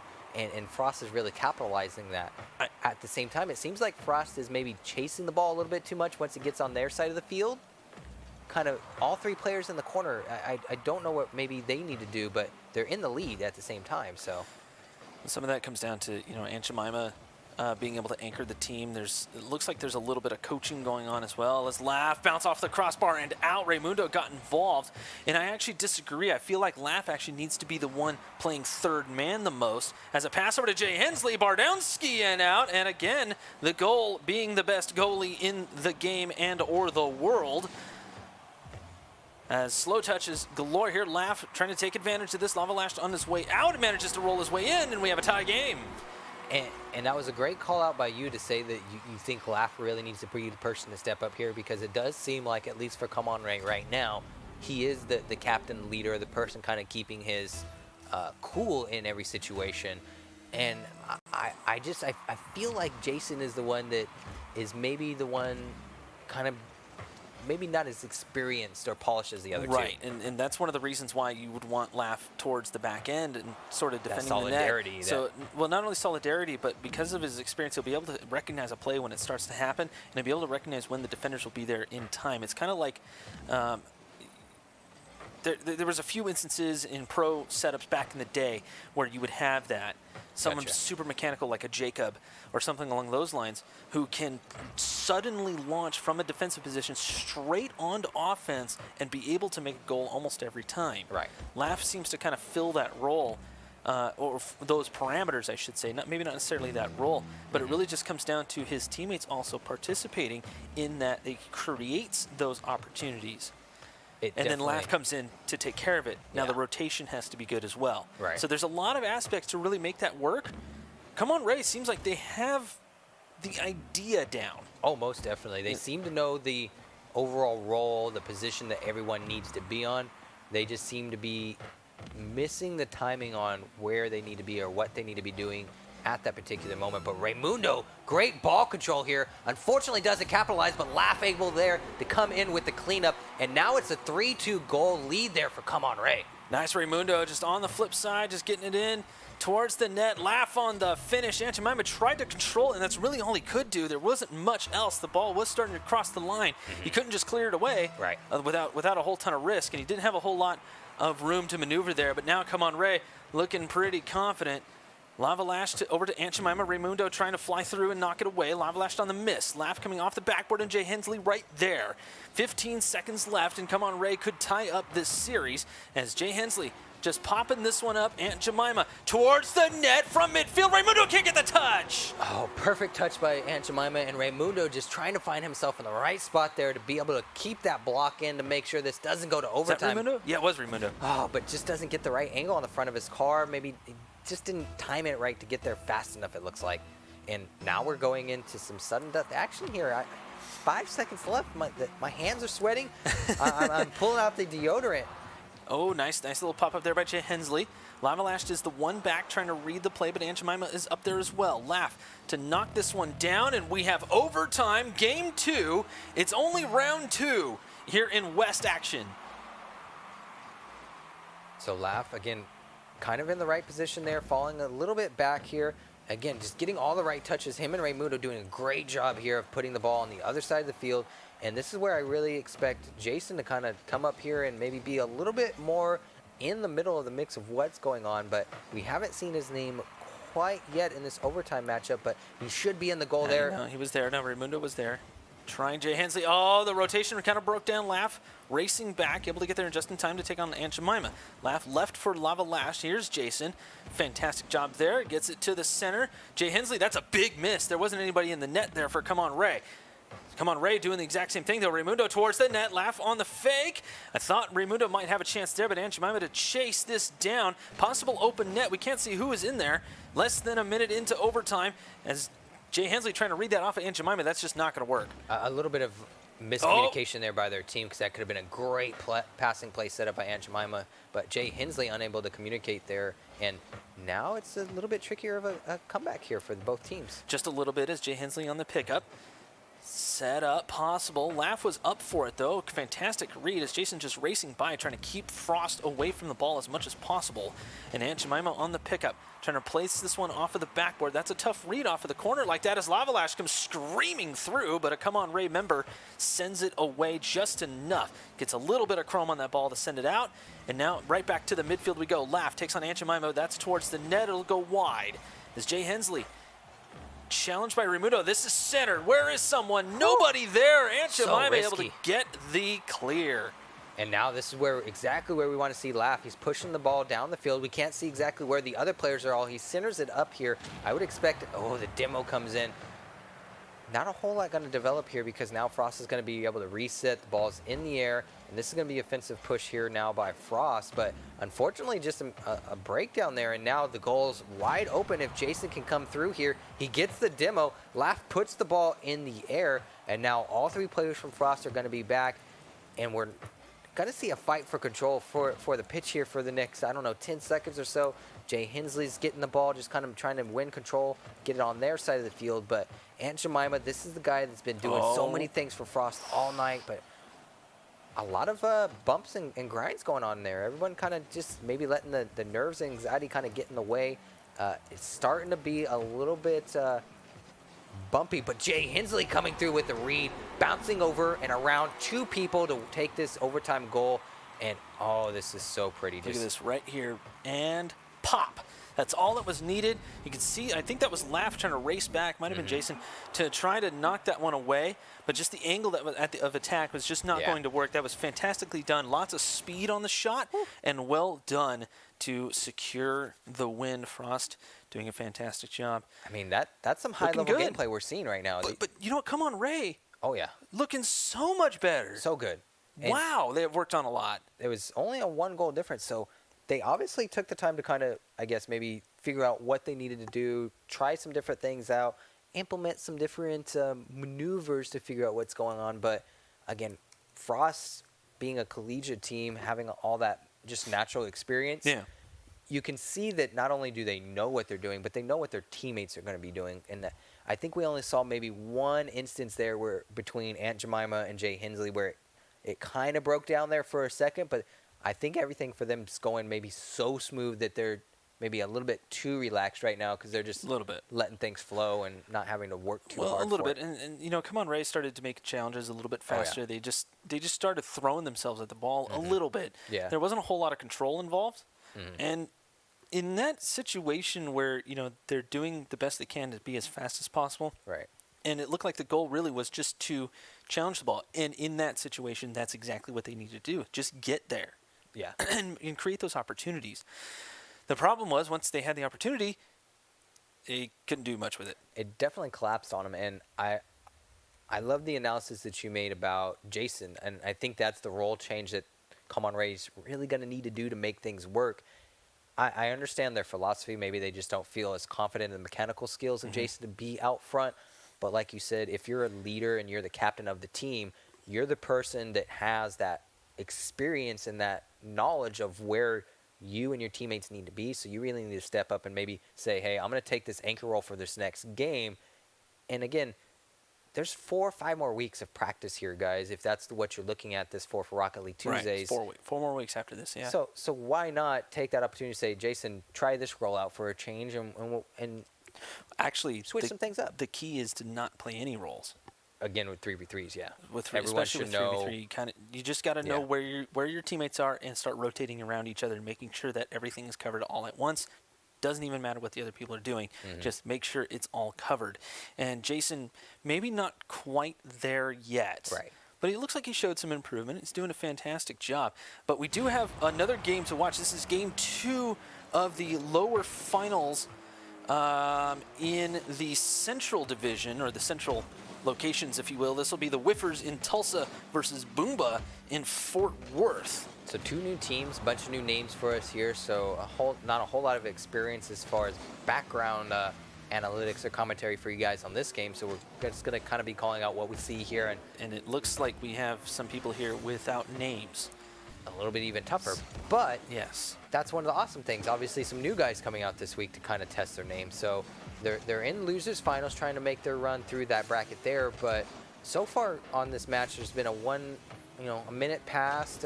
It seems pretty comparable here as far as the skill gap goes. And that's what we want to see you guys have the chance to do, is have some fair gameplay, some opportunities. Again, it's a double elimination for you guys, a chance to either test your 1v1 or your 3v3 skills. And again, $10 lets you play in the 1v1. That's and right. I just got word it lets you also play in the 3v3 too. Yes, it does. Yeah, you can play both. So Boomba just scoring here, a nice little touch off of the backboard, and whichever whiffer that was, unfortunately couldn't quite get the touch that he was looking for. We should also mention that Boomba knocked out the Whiffers in the first round, this being a double elimination. They played 3 teams out of here, and then Boomba got knocked down by Coneheads.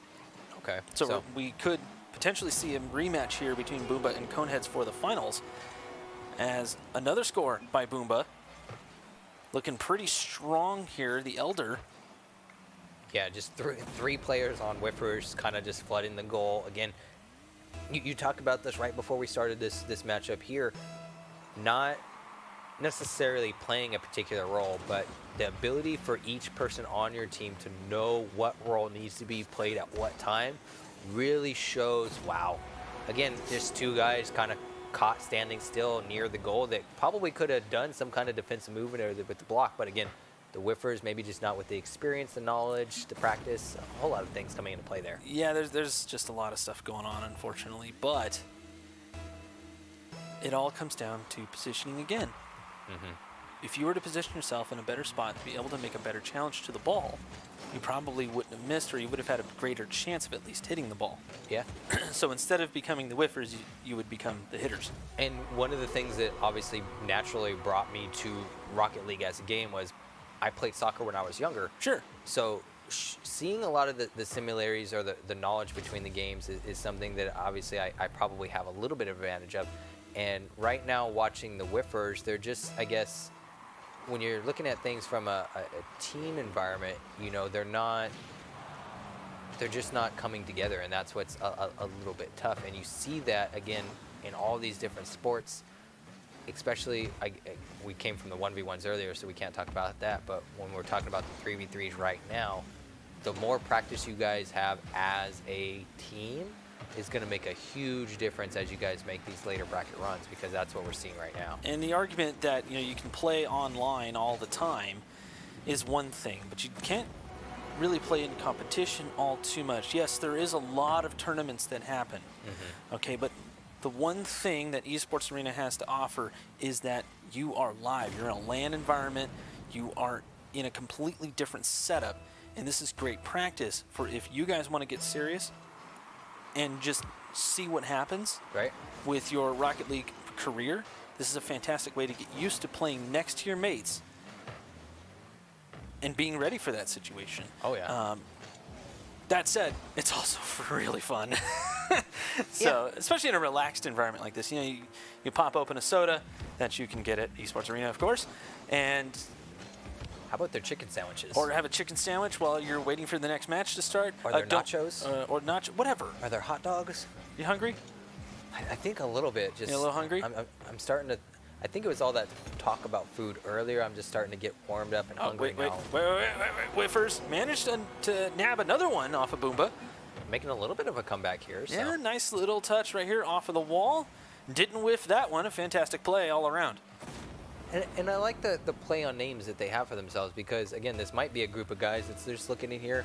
I mean, how awesome is it that you can have this Rocket League experience for $10? So $10 isn't a whole lot of money, guys, to be able to say you had the experience in the LAN environment for Rocket League on a Tuesday night, either at one of during spring break. I mean, in all honesty, I'm sorry. Oh man, Boomba Legacy managing to send this one towards the net. Well done, Adam Kemp, on a fantastic challenge, and Whiffers just coming out of net and swarming. Unfortunately, that's not going to work. You got to get a touch on that. Definitely got to leave someone in the goal, and that seems to be what Whiffers.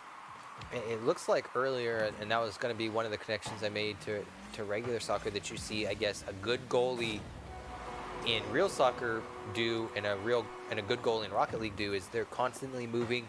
They're not just standing on the line. A real goalie knows that the best position is different positioning, different movements, different angles. Right. You just don't want to be caught standing still right under the crossbar. And yeah, it also comes down to a lot of prediction and things like that. There's a whole lot that goes into being a goalie in Rocket League, and because you don't have the maneuverability of, say, a human body to attempt to make something like these saves happen, it does come down to pre-jump and being able to know where that ball is going to go depending on who is around it.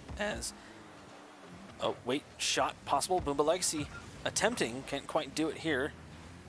The Whiffers seem to be doing a much better job of being in the way, kind of having some goal presence, but not really able to do anything with the ball once they touch it. They're just kind of leaving it there for the second touches to come in, just like that. They're having some issues for sure, but I don't want to say that they're new or anything like that, because they have some mechanical ability, but maybe just not quite the competitive experience that Boomba might have. Right. And that's okay. Oh, yeah. As long as they're having fun, that's really all that matters in the end. Oh, God. I'm going to get memed on for a Linkin Park reference now. Well, and the biggest thing here, I guess, for these guys, and I'm trying to not use the word blowout here because we're looking at a 6-goal deficit. However, it doesn't almost feel like a blowout because at least Whiffers are somewhat in the game. They got 2 goals on the board. They're at least in the right positions, but Boomba obviously doing a much better job of overall as a team just kind of shutting it down and finding a way through the holes, whereas Whiffers isn't really, I don't know, their positioning as a team just isn't there, and that's what's costing them. It's honestly not there at all. It looks like they have a little bit of mechanical know-how, but just not quite enough practice to really execute it. That was actually a pretty fantastic touch there from the Whiffers, but you can see, Adam Kemp just rolling this one off of the hood. It gets knocked away, but Boomba Legacy's right there. Did he touch it, or was that off of one of the Whiffers? No, right here, right there, off the crossbar, and then right there. Oh, barely gets his handle on it. Yes. That's exactly what he needed to do, though. Oh, yeah. You get it away. Don't just drive into the ball. Get it away from the defenders who were, again, grouped up. Mm-hmm. So we've seen that so many times by the Whiffers. Just a ton. I'm wondering if these guys are even in comms at this point, the way that they're kind of going at the ball. But, okay. That's what I'm talking about, though, is they have some mechanical potential here. Some decent saves are coming out. It's just can't quite put it all together. And trying to, I guess, analyze this in the friendliest or nicest way here, but it seems to be that Whiffers, I guess, like you said, maybe isn't in comms, or I'm really just going to say that I think this is probably just a group of guys that came together at the event. Yeah, maybe. And threw a team together, or like you said, probably just doesn't have a whole lot of real competition experience, because there's a big difference between being able to jump online with your friends, make a party, and play run some ranked, and run through some very, public very matches. Different. Very, very different. Yeah, in ranked mode, a lot of times probably some of those strategies that they were using may have worked a couple of times. Oh, for sure. But in organized play, such as this, it's not going to work. Right. It will not work. I'll guarantee it. We've never seen any of that group mentality kind of setup plays work at all. No. They just don't work ever. So you have to get into a different a different frame of mind, if you will, thinking about where your teammates are and how you would be most utilized if the ball squirts away from them, or up for a pass, or anything along those lines. That's what you got to think about as a teammate. And then when you have the ball, look for the pass, look for the shot. Where are your opponents? Yep. There's a whole lot more to think about in Rocket League than I think a lot of people understand. Oh, yeah. It's not just a soccer game. No, not. And that's, I guess, the biggest difference between, let's say, soccer, like you said, being a regular sport, and Rocket League in itself is that the better a team can be at, like you said, knowing every single role, and that's the difference you see in real soccer is you don't see someone that's a forward going back and playing goalie. Yeah. Rocket League, if your forward's not able to play goalie or they're not the best skilled person at verticals, that's going to show on the field at all times. And a really good team is going to be able to look at that in-game and kind of pick apart where they need to attack players. And I think that's, I guess, the biggest difference we haven't seen come into play for a lot of these teams showing up, which because the skill gap, I'm going to say, between the pros and the people that are going to be showing up here is so different. But when you talk about those high-level guys, they know who to attack or what person's weak spot. They're going to know, hey, so-and-so left side of the wall, that's their go-to spot. That's their go-to, hey, get ready. They want that double touch off the wall. They're going for the corner post. Right. Those are the types of things that you guys that are showing up either in chat or at these facilities start playing with in your mind a little bit. And that's what we like to see is, I guess, the overall growth from a lot of these teams like Frost. I don't think we've seen Sinister yet, so not sure if they had the opportunity to show up. Not quite sure either. But I can tell you this: we have a grand final up, just about to come through. Who we just saw Boomba come through from Fort Worth. They are going to be taking on our friends, the Coneheads.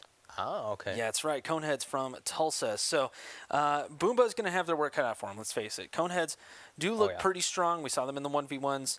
The car doing what he does on his teammate, which was a little weird. But, whatever you got to do to win. Dance on your teammate. Whatever you got to do to win, it is what it is. But they're going up against Boomba, and based off of what we saw from Boomba, I think it's going to be a tough one. I really do. And especially because they're coming from the lower bracket, too. So if they win this one, they got to win again. But let's face it, Coneheads, they have the experience. They can read the team, their opponents, and they got to know what to do. Well, and if I remember right, I think you informed me when we watched that last match that Boomba was put into losers by the Coneheads, right? I'll double check that. That might be Yes, they were. So it is technically a rematch. And that's even tougher, speaking from, the psychological standpoint, is now you're having to go up against a team that already knocked you down into losers bracket. I mean, for me, speaking from my experience, that was always, I guess, more fuel into the fire. I always liked having an opportunity to go back at a team that put me down into losers bracket. However, it's a new experience for a lot of people. They might not have that same outlook on wanting to go up against them. They might be a little bit timid going, hey, guys, we know what they can do. The other spin side to that, to try to look at it in a positive manner, is that, hey, guys, we know what they can do. And if you're Frost or you're Boomba, any of these teams, you really just got to make the best of the situation. And I've really appreciated all the guys that have shown up over the past few weeks, because it's been a great experience overall to see them develop. And we've seen a big change in, again, Aunt Jemima from week 1 to week 4, because I think he missed a week 4, so I think he missed week 2. Week 2, okay. And then showed up randomly for week 3. Bam, and just made a huge splash, which was cool. So now we've mentioned Aunt Jemima a couple times, but I can tell you this: we have a match on our hands. Coneheads out of Tulsa versus Boomba out of Fort Worth. So the rivalry alive and well. Another best of 3 grand finals. We do that for time purposes, mind you. Normally, a lot of grand finals are usually best of 5 or best of 7s, but in this situation, we do have a little bit of a time constraint. Some of these stores might actually be closing fairly soon, so we got to make sure that everybody's cleared out and ready to go. And if anybody needs to get up for work, there's always that as well. But I know, adulting. What? Now Coneheads on orange. Boomba coming out of the lower bracket. The car up for the block. And not too much happening. Couple of decent challenges, but that's about it. Never mind. Adam Kemp, we couldn't see that coming. Out of nowhere. Boomba coming in hot with the equalizer there to take the lead, and you can see the hype in the camera up in the corner, guys. If you guys are in chat, Give him some love. He's excited. The smiles, the happiness. This is exactly what we want to see right here, guys. You guys have the opportunity to be all kinds of just awesome. Awesome, yeah. All kinds of awesome as the car knocks it off the backboard. DJ Butt Cheeks couldn't quite make that happen. Yes, me too, actually. Slapping them cheeks. Known as records. What? He's producing those tunes, you know. Oh, I can't go any farther with that. The car set up here. Can't do anything with it. Boomba Lexi just didn't quite get the read. Adam Kemp going for the demo. That was a fantastic demo and a good challenge as well to send the ball to the other side. Now DJ up for this, and it will be King Elite. Nice dunk on Adam Kemp. Can't quite make it happen, but again, the midfield battles have erupted. They're going head to head, and nobody can get any control. Both teams doing just such a great job of being in the right place at the right time to kind of create a stagnant match here. And breakaway! There it is. Boomba Legacy putting it away for his team. Hands out. And again, the hype right away. There are smiles. They're feeling themselves. This is a great game, guys. And this is something that we talked about. If you're Boomba, that's something hard to do when you get beat by the team and you have to face them again to get that bracket reset. So hands out to Boomba and everybody on their team, creating the hype, creating a great grand finals for us here in this best of 3, taking the lead up 2-0. And a great read there and win by the car. Unfortunately, nothing comes of it. The car electing to back off. I'm not exactly sure why, but Belder moving on up. It'll be the car on the pickup. Coming off the backboard. That actually helped out the car, but it did knock it off a target, and that's really all that matters is Boomba Legacy picking up. Got DJ right there. Decent challenge. Coming up on halftime here is DJ looking for the shot. Didn't put any power on it, unfortunately, and King Elite can't find the upper corner, so the car on the pickup. He's going to fall back for defense, which is... right there! The car able to play this one off of the backboard, and Boomba could not read it. So just reading the situation here, again... The two backing up. Yep, they're trying to get in the right place. What I like that we didn't get to see fully in the replay was as soon as that goal was scored, you saw the guy on Boomba take his headset off one ear, lean over to his teammate, and say something. Yep. I would love to get an in-game listen in for that because I really think...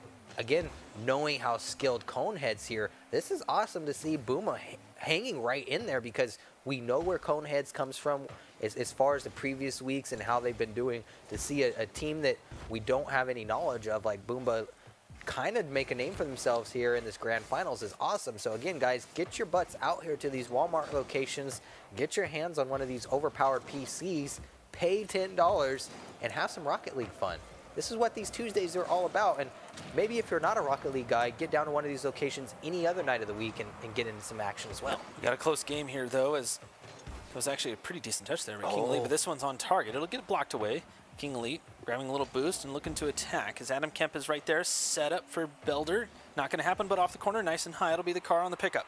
Adam Kemp backing off, and Legacy there to set this one up, possibly for a shot. Never mind.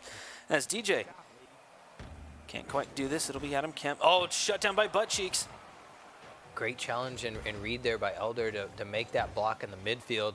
And Legacy doing a great job here of clearing, just buying himself some time to make sure his teammates have time. But he wins the challenge, doesn't get the shot off the backboard here. Unfortunately, Boomba now having to get back on defense and scramble to make sure they're in the right place. He plays the fake. Legacy there, and unfortunately just centers it up where it's going to be an easy shot for Butt Cheeks to come in with the header. And maybe some technical difficulties coming in for a sec. You know what? I'm gonna blame Lord Gaben. That's all Lord Gaben's fault. Blame the Lord. That always sounds like the right thing to do. You know, it is what it is. I just had a little bit of a stutter. Don't worry about it. It's fine. Oh, I've been tripping over myself all night. Good sir. Same. I've been stuttering. The Red Bull is finally kicking in. I feel like I have wings. I can do some aerials. It's time to go in this Rocket League. Well, speaking of aerials, we got a 2-2 game here. Game 1 of the grand finals for the central area. It's DJ trying to send this one to the center. Belder is there, but no touch coming out. King Elite just following through. The car is there as well. Just a little bit of a double on that play. They could not take advantage now off of the backboard. Sets up for Belder, sends it away. Right back in there is DJ, trying for the center, but Adam Kemp on the pickup. King Elite just waiting for it, waiting for the open net. Very tough to find the angle that way, and with only 30 seconds left, it's still a tied game here. Conehead's trying to shut this down and potentially set themselves up for, a decently easy win here, but it's Boomba who really needs to get the win as well, because they have the one loss. As the car in the closing seconds, centering pass, not going to be able to do anything with it. That was very tough on the double commit from Boomba to set that one away. And Adam Kemp just wasting the time. He can't quite get on the offense, but they have a chance here. Set up here, not going to fall. Belder looking for Boomba and Legacy in the middle, and it's not going to work. Legacy, and take that back, Boomba able to square this one away, but right off kickoff, King Elite sends it away, gets the dunk. This is dangerous. Coneheads could shut this down. The car on the full tank of boost towards the net, and it's knocked away. The follow-up, it's in. DJ butt cheeks at the right place at the right time. Unfortunately, Legacy not able to come up with the defensive play there, but a great play by all teams. Just unfortunately, just a matter of what happens when you get the ball in front of the net and let it just bounce around there. When you get that clear, you got to make sure to put some speed and some gusto on it. Yeah. Where that guy on defense isn't going to be able to come forward and really do anything for it. So a great matchup nonetheless from what we've seen. It was pretty good. I mean, Boomba was the one that were being shown on camera. And I guess their third man was a little shy and didn't want to be on camera. Well, Yeah, so. But nonetheless, I mean, I'm kidding. That's not actually what happened. But no, they couldn't get him. They couldn't get him over on that PC, unfortunately, in time for the game to start. So no, I'm actually being informed. That's what's going on over there. I'm telling you. He's got his fans, making sure they don't throw him under the bus. He's like, no, guys, don't put the camera. We could put the camera on the back of your head, or maybe just on your feet. We could see your toes or something. Got to see something going on. What about just the controller in the hands? Oh, okay. Now we're talking. Some manicure action going on. That would be pretty cool, right? Honestly, yeah. Just a camera of all three other hands with the controllers. Just would actually be kind of neat just to see comparative to gameplay. Anyways, we're getting ahead of ourselves. A little bit too much. But yes, now it comes down to how Coneheads are going to take this next one. It seems like they took it a little bit easy and caught a little bit by surprise by Boomba. And Boomba did a fantastic job of holding that game as close as possible. But in the end, really, it just came down to a whole lot of pressure. Yeah. And I think that Coneheads might have realized that fairly quickly after that kickoff, and they're just going to keep pressure alive, keep them on the defense, and that's it. It really did seem like Boomba did a great job of controlling the overall tempo of the game, and Coneheads kind of just sat back and let them be in that position, which if you're already up in grand finals and you're in the winner side of the bracket, that's not something that you normally want to do, is give the losing team the momentum or the feeling that things are calm. You want to keep that pressure. You want to keep that anxiety on them. But again, the car so far doing a great job of being involved in everything right now. I mean, he's the one that's really making the plays for the Coneheads here. And Kemp, someone that unfortunately we haven't talked a whole lot about for Boomba, but again, doing a great job of kind of playing everywhere right now. I mean, just towards the net. That was close. A little bit of a risky play here. Again, Blue getting caught all out. He's all by himself here if anyone's in that corner, but unfortunately Conehead's not able to capitalize there. Oh, man. Boomba is starting to kind of fall apart at the edges, but T. Belder gets a decent touch here. The car looking for the pass, King Elite, but Adam Kemp was in the way. Bumps on one, and T. Belder barely gets enough of it, and that's enough to send it away as DJ sends himself on back. Belder just trying to the center, but everybody was already there for Coneheads as DJ can't quite get the touch that he was looking for. Adam Kemp will win that one out, but the car does follow up nicely. It'll be King Elite on the pickup, setting himself up for potential here. Just needed to get that one towards the wall a little bit more as DJ setting up on the center. Triple commit on the defense there by Boomba. I don't blame him for being a little bit desperate on it, but they're going to have to get a little bit more organized if they want to take on Coneheads, who, again, playing this a little slower. I think they're trying to play as deliberate as possible, and a great demo there by Legacy. Definitely gives them time to kind of collect themselves here, get a little bit more controlled of the tempo of the game, and I love that you called that out here, that triple commit. Not the smartest thing to do if you're a team kind of trying to play that long game and put yourselves, you want to capitalize when someone makes that offensive push to make that switch down the field. But Boomba just saying, we don't want the goal to go in to give them the lead. 2 minutes is starting to go by here. The chat's starting to pick up.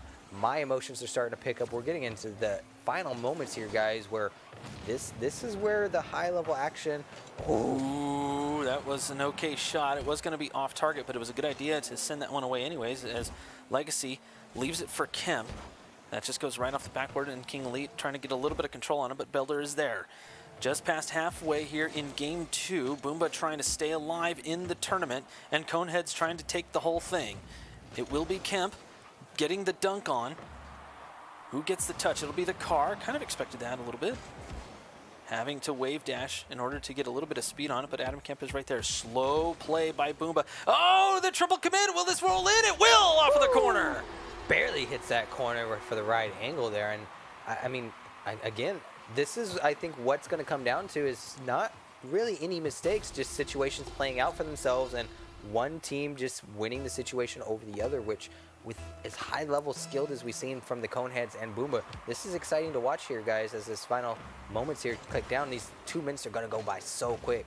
And I really want Boomba to take it in. I want some more matches between these two teams. This is exciting here. King Elite towards the net. That was a fantastic shot. Would have been even better if it went in, but unfortunately Coneheads still sitting at 1-0. Unfortunately for Coneheads. Now Boomba staying alive here. Decent idea from Belder. Didn't get quite the touch he was looking for, but he did send it away, and that's really all that matters in the end. As the car, I'm making too many Linkin Park references.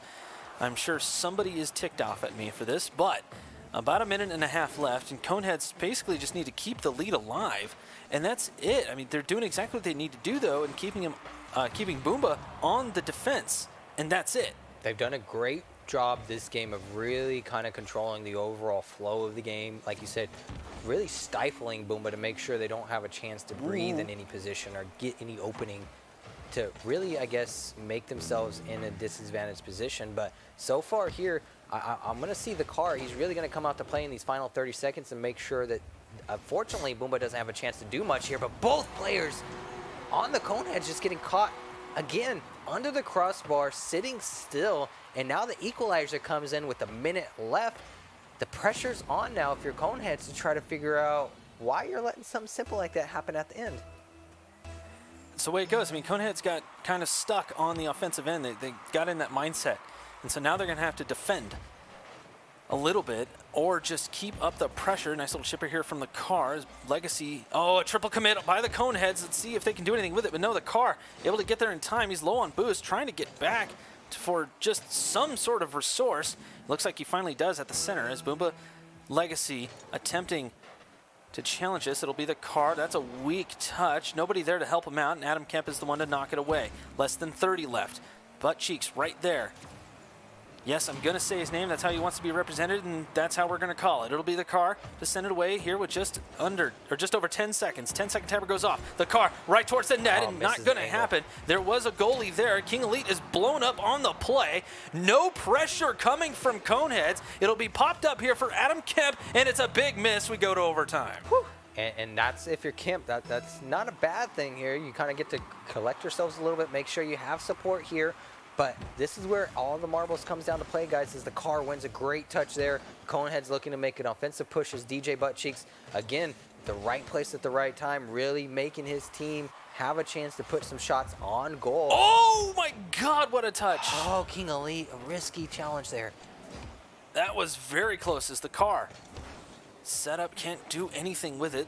DJ's right there. Unfortunately, so is T. Belder. Oh, Adam Kemp on the shot. Oh, the Car couldn't get the touch he was looking for. The unfortunate circumstance of using the Dominus. I'm laughing so hard because the amount of hype from Boomba's third man right now. You saw him run Just across the screaming arena. across the screen. Yeah, that's right. Well done, boys. You got one more to go, though. As they stand and take a little bit of a bow or a little bit of a stretch. That's not a bad idea, actually. But yeah, a pretty close game. I honestly thought that Boomba was going to have to step up their game. Oh, yeah. And they stepped up their defense fairly well, and that Really kind of good. put everyone else on a bit of a tilt, A little as bit, far as and not tilt as in tilted, but like on a bit of an offensive tilt. And when it came time to defend, they were out of rotation, and it was actually really smart to stay patient that way. Well done, good. I was going to say that was the thing that I think me and you were mid-game there kind of concerned about, was them being so overcommitted on those defensive plays, but Yeah. it seemed to almost work out for them because it looked like, from what I can remember, anytime they had one of those triple defenses, the other team was also all over there either. So it was very easy for all three players to kind of fly over there and take on that 3v1, 2v1 situation with that goalie. And we're getting a lot of love from chat. All right. Somebody wanted you to do something, and they said that they would subscribe to the channel, but I'm trying to remember what it was. So I got to go back up. We got to shout out to our man, Mile High Ghoul. He's giving us a lot of love. Let's see. He said... No time for memory, man. We got a grand finals on our hands. He said if you wink, he wants a wink from you when we come back on camera. He'll donate $100. To who? To Esports Arena. He just wants a ninja wink. Yeah. A ninja okay. wink. We'll have to see here as Boomba going down one already. Conehead's able to get a bit of a kickoff goal here, and as we're sitting here memeing, talking about winks, what in the world? A shot comes out here. King Elite. Great job by both teams just putting on the pressure, saying Ooh, there's a great save. That's the mechanical ability I was looking for from King Elite. He bounces it off of the ceiling, gets decent distance on it. The car up for it, off the crossbar, double tap crossbar again. Not going to work as DJ went in for the kill. DJ Buckcheeks flying in there, trying to make sure that that ball goes in for the lead right off the bat. King Elite coming in for the second shot. He's looking for some help from his teammates. Luckily, he's got one person on Coneheads, just making sure they're playing the midfield here like the car is on a defensive mood, so they don't give up this easy second goal here to equalize it. But again, the car and King Elite doing such a great job of playing together here and allowing their third man really to kind of come into play to take over when they need to. But so far, Boomba, again, doing a much better job overall of controlling the tempo, putting on the pressure. Again, even being down a goal, they're not letting Coneheads breathe here. This is such a high-pass game. I mean, you don't see a lot of break between touches, not a lot of pauses. Both teams are really just, they're doing the right things right now. Yeah, they're trying to keep the pressure alive along the ball and kind of wherever it's going to go. They're trying to plan out touches and things like that. Conehead's attempting to get some pass plays going, and Boomba just attempting to boom it, essentially, which is fine. As you can see, a pass to King Elite. This is on target, but a double commit sends that one away. Adam Kemp getting the credit for the save. And this one's set up for King Elite on the slow play. Just can't find the angle as the car right back in. It drew out all the defenders, and the car takes all the credit. I mean, a perfect triangle setup where, again, they were just going for the shot, playing that backboard, and making those second touches. And this is something that we've seen so far in the weeks on a consistent basis is you need to have or make sure one of your teammates is willing to go in for that follow-up.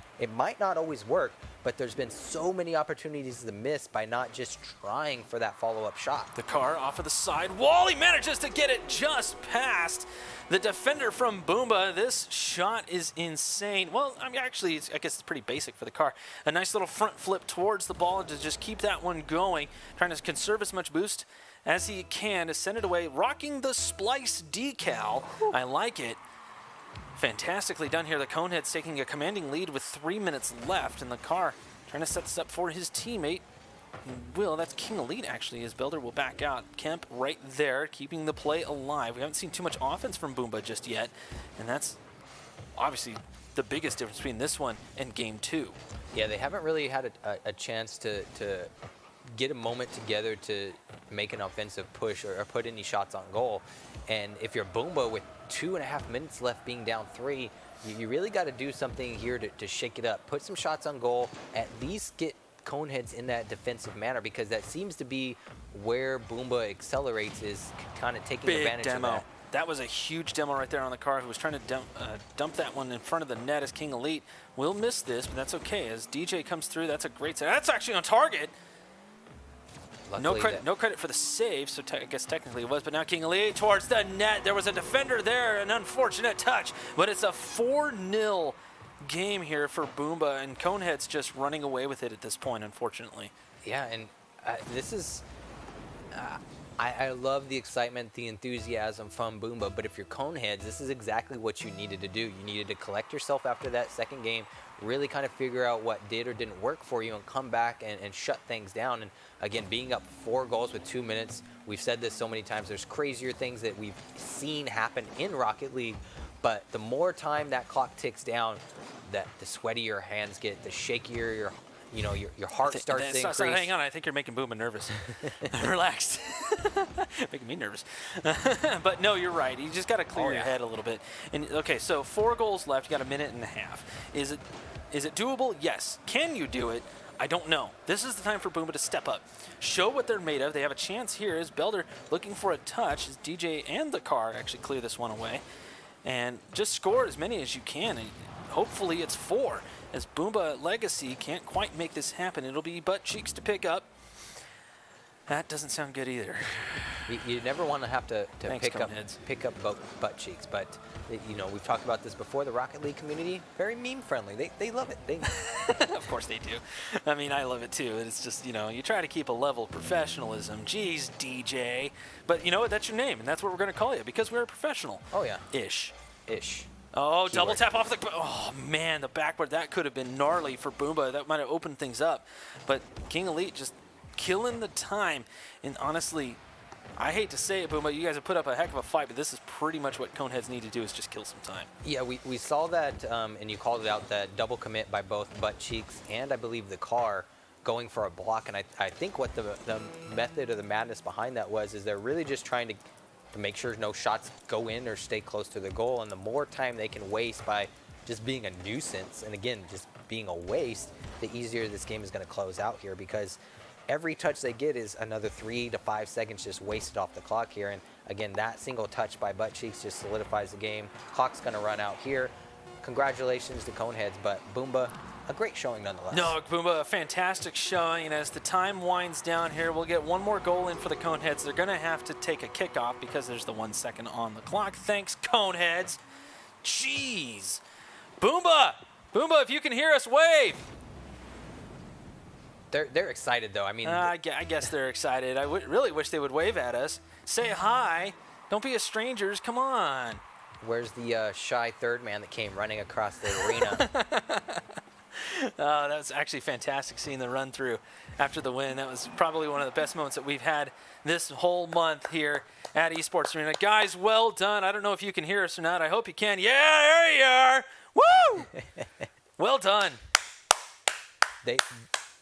That was, again, we've seen some amazing stuff, but one of my favorite moments there, and he was showing off there on stream. So of course. We're having a good time tonight. Fantastic. I mean, that's what I'm talking about. Oh, Come out here, have a blast, get on camera, be a dork.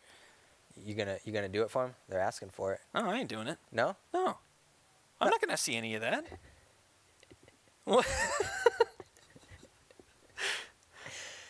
We're having fun though. Of course we are. We're having a blast. I mean, to see that amount the producer's laughing her butt off. I can hear it. Oh, she's shaking her head right now. She totally is. She's like, I can't believe this is a conversation that's happening on my stream.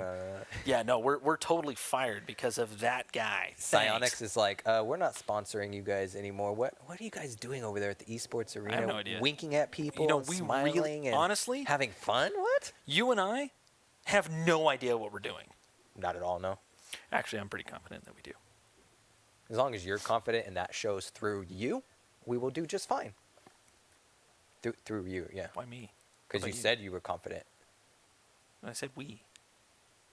I guess you did. While we sort out this argument, we're going to go and take a little bit of a short break.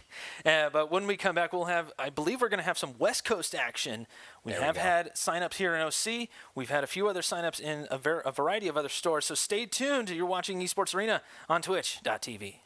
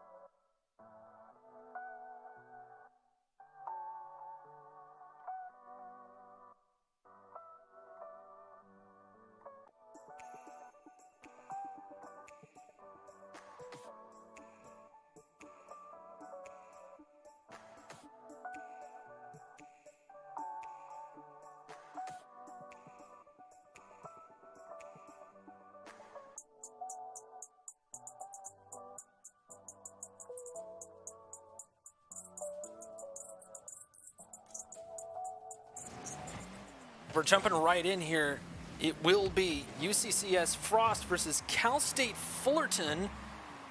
And Cal State Fullerton, definitely a college team, trying to make their way through CRL and all of that stuff. They're a chartered member of the CCA. You said before that they had made themselves known as far as the competitive scene or community goes. Local land called Zotcade over at UC Irvine. 2 of their players came out and played and managed to take the whole thing, actually. Woo. It was pretty cool, yeah. That was a lot of fun for those who may have heard of that. Shot coming out, and Aunt Jemima just showing everyone who's boss, saying Frost is the one.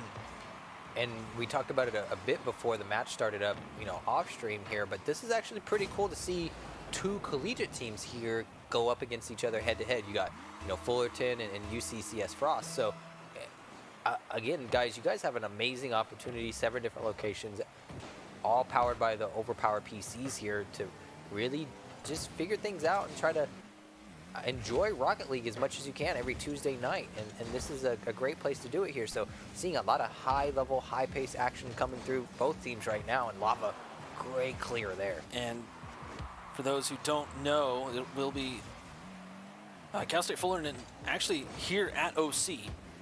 So they're going up against the Colorado Springs-based UCCS Frost.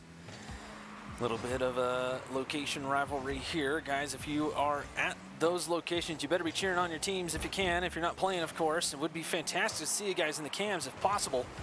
As Jay Hensley, this is a great center towards the net, and Jemima finishes it off. And it's something perfect that you talked about.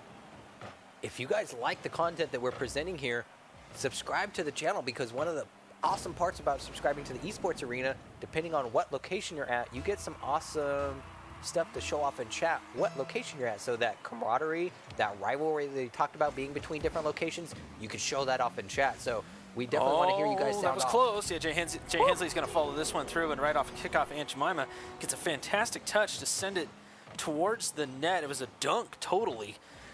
Cal State Fullerton getting a little bit messed up, and I just did my research. It wasn't Cal State Fullerton, it was Cal State Pomona. Ah, okay. My bad.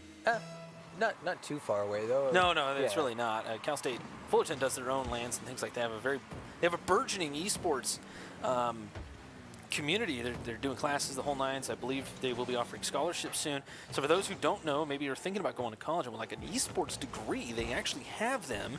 UCI has them. A few other colleges around the Southern California area have them, and I know other locations have them as well. Do your research. You can find them. It's just a matter of actually doing the research, which you're going to have to do anyway. So figure it out. UCCS Frost, though, looking to make another one on the tally. It didn't quite work out. Here is Cal State Fullerton finally moving down the pitch. They have a chance. Low center towards the net. It's blocked away. Luckily, Aunt Jemima doing what he does best, of being in the right place at the right time. He's going to go for the defensive move here, let his other 2 teammates fly forward. And this is what we like to see by Lavish, playing it off the wall, putting it in the center of the goal for hopefully Aunt Jemima to come through with the connection, but he's playing a little bit passive maybe for the defensive move, make sure the triple to commit doesn't come through. But now he's up in their face, Lavish playing the defensive role. And if you're Cal State Fullerton here, you guys really need to just kind of not play so defensive and put the pressure on, because Frost is really great about taking advantage of the control of the pitch. And if you allow them to run around with the ball, that's exactly what they're going to do, because Jay Hensley and Aunt Jemima, their communication, their practice together as a squad is so on point. It's top notch, I have to admit. But now Cal State Fullerton has a chance. Can't quite get the touch they're looking for there. And setting up Aunt Jemima on himself, low on boost, flips underneath the ball towards the net. It's off the backboard, or off the crossbar, I should say. Jay Hensley just trying to send it away, get a little control on it, but God Racer gets there just in time. Good heads-up play from Cal State. Great way to put a ball on the board for Cal State Fullerton. You only need 2 more now to tie it up with a minute 30, which is entirely possible. Get some momentum on your side to finally start, I guess, feeling like you belong here on the first of the winners final, because again, being of a best of 3, the first game is really important about building that momentum here, as again, God comes in with a great win.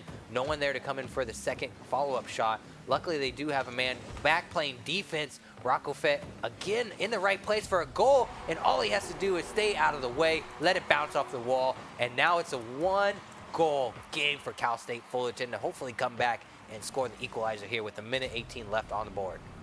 And the Titans coming through nicely. Well done here. Just getting the comeback train rolling. That's all they needed to do at this point. And now Frost find themselves without the momentum, but Lavalash has something to say about that. It will fall away, unfortunately. And this is what's so scary about Rocket League is in a matter of moments, just a few seconds, the score can change so rapidly. Rakafet at the midline. That looks like Helmsley, or Hensley, I'm sorry. Wrong character name, apparently. Frost trying to set this up. Over to Lavalash, they're burning time more than anything else. There isn't a whole lot of boost to be had, but they're burning time. Center to Aunt Jemima, it'll get knocked away barely as the challenge from God Racer sends it away. There is still a chance here. A good pinch off the wall, but Lavalash is back. Fantastic touch up as the 30-second timer goes off right now. Aunt Jemima, a decent touch, but God Racer is back, looks for Hero. Sends it away. Frost doing a great job of putting these touches on the ball to not only still have a shot, but just waste time by putting the ball in the air so that the clock is naturally winding down. So a great overall knowledge of the game here as Aunt Jemima wins that connection. Is he going to be able to put it in? Doesn't go for it, which is a little bit of surprise, but yeah, just waste the clock down. That's right. And take the win. Just flat out doesn't need to at that point.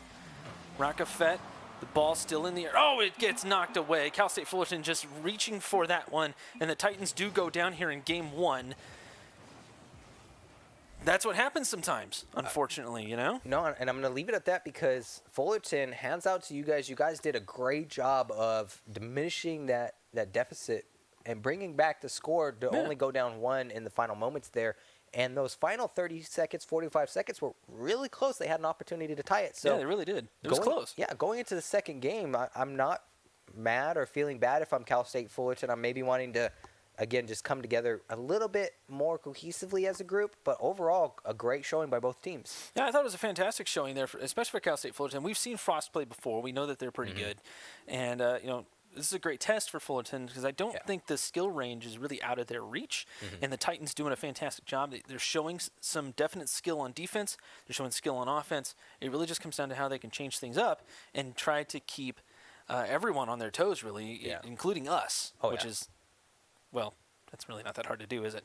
And I think one of the things we talked about earlier with it being spring break and wanting to get the message out to more people in the Rocket League community, we have 2 college teams here, guys. So Rocket League, we know as an overall esports game, tends to have pros in the younger age range. You know, most pros are probably, I'd say 80 to 90% of them below 18, 19 years old. So if you guys are really trying to gain more knowledge, experience, and wealth into the Rocket League competitive community, there's no better place to do that than a collegiate environment where you can, like you said, a scholarship opportunity to enhance your skills as you're going to college. That's an amazing chance. So get your butts down here to one of these esports locations as we jump right back on board with Fullerton and Frost here to keep the high-paced action going on all night, guys. And it's awesome to see the background shots of both studios where these guys are playing right now. It is pretty cool, I have to admit, as Jay Hensley gets some control on his own end, trying to send it away. That's going to be Hero. I believe it was. God Racer can't put anything on it. I take it back. Hero was playing third man. This is dangerous. He couldn't get any elevation on the ball, and Jay Hensley right there to slam her home. He's seen exactly what was going on and definitely took advantage of the situation. That's such a scary, risky move, especially when you don't know what you talked about earlier, where the enemy, or in this case, the other players are, and that happened to show up. They were right behind the ball. So when you go for that push and you lose and they're right there, they're going to score that goal. And again, just puts it right in front of the goal for Lavish. Fullerton, again, two situations where it's just slight things they can tweak to make it more in their favor here. That was actually pretty good by Lavalash to stay behind the ball like that, stay on the uptick. And if the ball was challenged, the way he was underneath the ball, it would have sent it up, straight up, and it would have turned into a center as it rolled off the ceiling. So it was actually super smart. A lot of experience coming out here for Frost. It looks like they've been working on quite a bit over the last week, although that's not good. It could have been put away, too, as Cal State Fullerton couldn't do much with it. That was a big miss. Covered. Right back in, and the demo right through the Michael Bay. I like it. I mean, that was way too easy to see coming forward. Just like you called out, the demo, the touch, everything just there at the right moment. Again, Frost just maybe coming to play with a little bit more experience in these situations, and that's really starting to show here in this winner's final. But this is the exact situation we were last game. You know, Frost being up 3-0, and then Fullerton coming back out of nowhere with 2 goals. So anything's possible here, guys. And looking at the clock, there's still a whole lot of time to play with as he puts one right off the crossbar. Bardansky got Ricardo G. I like it. It's funny. Thanks, Ricardo. Jeez. Oh, I love it, though. That was actually well done. He got just behind the ball a little bit more than he would have been if he would have just stayed on the ground. So fantastic shot, little chip shot, caught Frost by surprise more than anything else. So well done, Ricardo. Jay Hensley, though, has something to say about this, as we are starting to get into the middle part of this game, too. Aunt Jemima can't do much with it. Aunt Jemima have been a little quiet, kind of this whole series comparatively to what we've seen before, as Ricardo just sending it away, and Aunt Jemima on the pickup. And we're getting a lot of love from chat. They're loving the action. They love the competitive series that these two collegiate teams are bringing together right now. Fantastic. So shout out to everybody in chat. We'll throw some names out there. We got, what, my favorite name so far, Dangerous Grandma. That's fantastic. I love it. Who else do we got? We got Bad Catalyst, Lax40, I Am Droid. Thank you guys for showing the loves to all of your teams. Keep that support out there. Show up to these locations. Dance around in the background. Get some hype going. We saw that last match with Boomba. That was cool. So I have to admit, that was pretty cool. Oh, centering here. Aunt Jemima, just perfect plays there. The experience coming through. Oh, Lavish. what a dunk! Stopped up, though, and trying to center this one out, but Lavalash staying back. I think that was a wise move, and pops it up off of Jay Hensley. Unfortunately, and just so much going on to catch up. Yeah, I mean, these teams are they're putting it all on the line. No, yeah, they really are. I have to admit, this is quite exciting. This is only the winner's final. It's not even a grand final yet. As Hero and Jay Hensley clash in the midfield. God Racer on the pickup. Nobody back. Luckily, Hero gets back just in time to send it away as Jay Hensley towards the net. That is so risky, the way that he approached that ball. But now it's a bouncer off the ceiling towards the net. Hero right there. Jay God Hensley. Racer and Hero just coming in the right place, and Hero really being playing his name, just saving them right now 2 times. But Frost just able to keep the momentum up. Savage demo, and that's exactly what needed to happen, though. I'm sorry to interrupt you. No, it's this game is just so high paced. There's so much going on. Both teams are just flying at each other. I'm at a loss of words at the excitement that they're bringing to this game. Unfortunately, that's kind of the problem. They're just flying at each other and flying at the ball. We're not seeing a whole ton of strategy being played out. Although a big mistake right here is going to give Frost a 3-goal lead, and Aunt Jemima right where he needed to be this time. Well done, sir. I don't blame God Racer for going for the challenge. Of course not. But if you go for that, like you said, knowing that no one's there on the back defense, you got to make sure you get some kind of touch on it. There was someone there. That was the mistake. Hero was right there. Gotcha. Unfortunately, Hero not able to live up to his name at that particular moment. That's okay. This is great, great experience for Cal State Fullerton. They're going up against a team that is definitely better than them, and I say that with love. This is fantastic for them. It's going to give them some opportunity to get to review and expand on their ideas. It looks like they have great ideas. They're challenging well. Oh yeah. They're rotating pretty good. A couple of missed opportunities here and there, but I mean, the basic gameplay is all there. It all comes down, at least in my opinion, mostly to mechanics and confidence for these guys. Rakafet, like right there, that should have been a shot, but he was too far forward. So placements, not exactly where they need to be. A couple of adjustments here and there, and I think they could turn into quite a competitive team with a little bit of work. Yes, and if you're Cal State Fullerton here, you're walking away with your head held high, feeling very proud that you stayed up against. Again, you're losing in this situation to another collegiate team, which you pointed out, you might not know how much experience they have. You know, they might be seniors or juniors 3-4 years into their career. There's all kinds of things that go on. And see, that's the slight difference between collegiate Rocket League and, say, college basketball or whatever. Right. in Rocket League, a lot of times these guys have been playing since they were fairly young. You know, so you figure the game came out when they're 17, now they're 20, 21 maybe, Right. and they're steadily in college. They've been playing for 3-4 years maybe. In the case of Aunt Jemima, he's been here since the beginning. So I think even longer. I think he played SARP, if I'm not mistaken. I have to ask him again. I forgot. It's been 2 years since I've done that research. But, you know, a lot of experience on the Frost side. A lot of team dynamic as well. You can tell they play together a lot. Right. And Cal State Fullerton, just a young team. They haven't, and by young I mean in its inception. Yeah. They're definitely not that young as far as maturity or as far as age goes, because you can see they were making great decisions and they were trying to play smart. Right. But again, it's just experience together. Unfortunately, They just don't quite have that. But this was a great match for them. Oh, yeah. Because of those reasons. Now they can go back, have a look. Hopefully they save the replays to some thumb drives. You can do that. Just about to say, or email them to yourself. You can also do that, or send them through Discord, whatever. They're not very big files. And send them over to yourself. And when you get home tonight or maybe tomorrow, Yep. you know, get some sleep because it's going to be a late night. And take a look. Another thing I know that our production team, so shout outs to them, they've been doing every week is they've actually been putting up a VOD of the whole broadcast on yes. YouTube as well. So if for whatever reason you don't have the time, the energy, whatever to save the footage here on site or send it to yourself, you can always go onto the Esports Arena's YouTube page. I believe they post links on Twitch and Instagram and Twitter and all that stuff. So make sure to follow Esports Arena on their social medias. Yeah. But you can go to their YouTube and rewatch everything, our analytics of the plays, and that's really where you do grow as an aspiring pro. Don't forget our amazing promos. Yeah. You can't forget that. Oh, so yeah. I mean, all night long we're trying to bring a ton of action to you guys. We are, yes. Every Tuesday night. It's the wind. I saved it that time. Your wind blew it over. It did not fall to the ground. It did not. Dude, you just dad caught that. That was fantastic. The dad skills. That was fantastic, dude. Let's go. Yo, word, etc. All right. Do not fall Xbox Rocket. It's just the Xbox One. Yeah. See, PlayStation is nice and firm. You know what it is? PC is nice and firm. No, that's not PC. That's Switch. You know what it is? This one has the thicker cellophane. Ah. Yeah. More cushioning, yeah. PlayStation skimped out on that. They're a little bit cheaper, aren't they? So.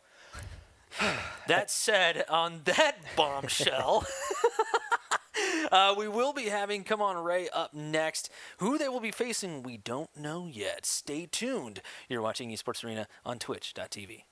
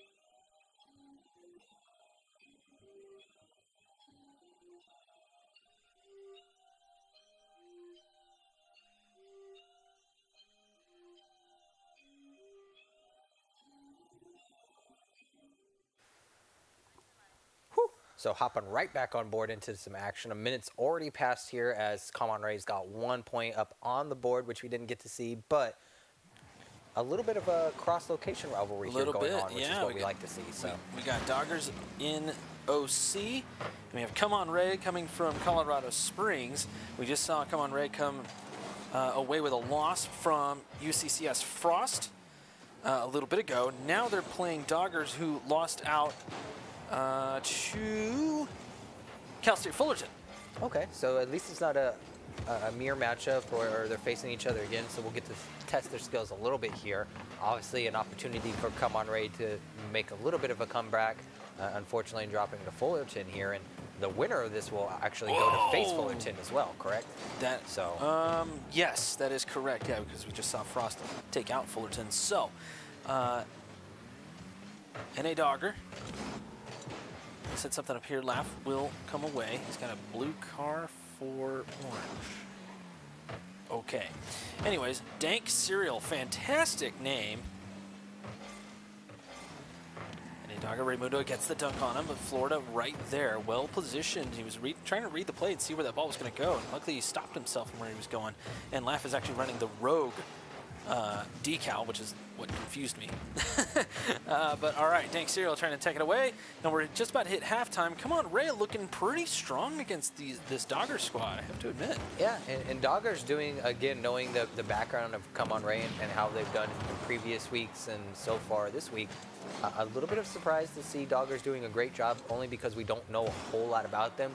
They are a new team here in our original Orange County location showing up today, so yeah.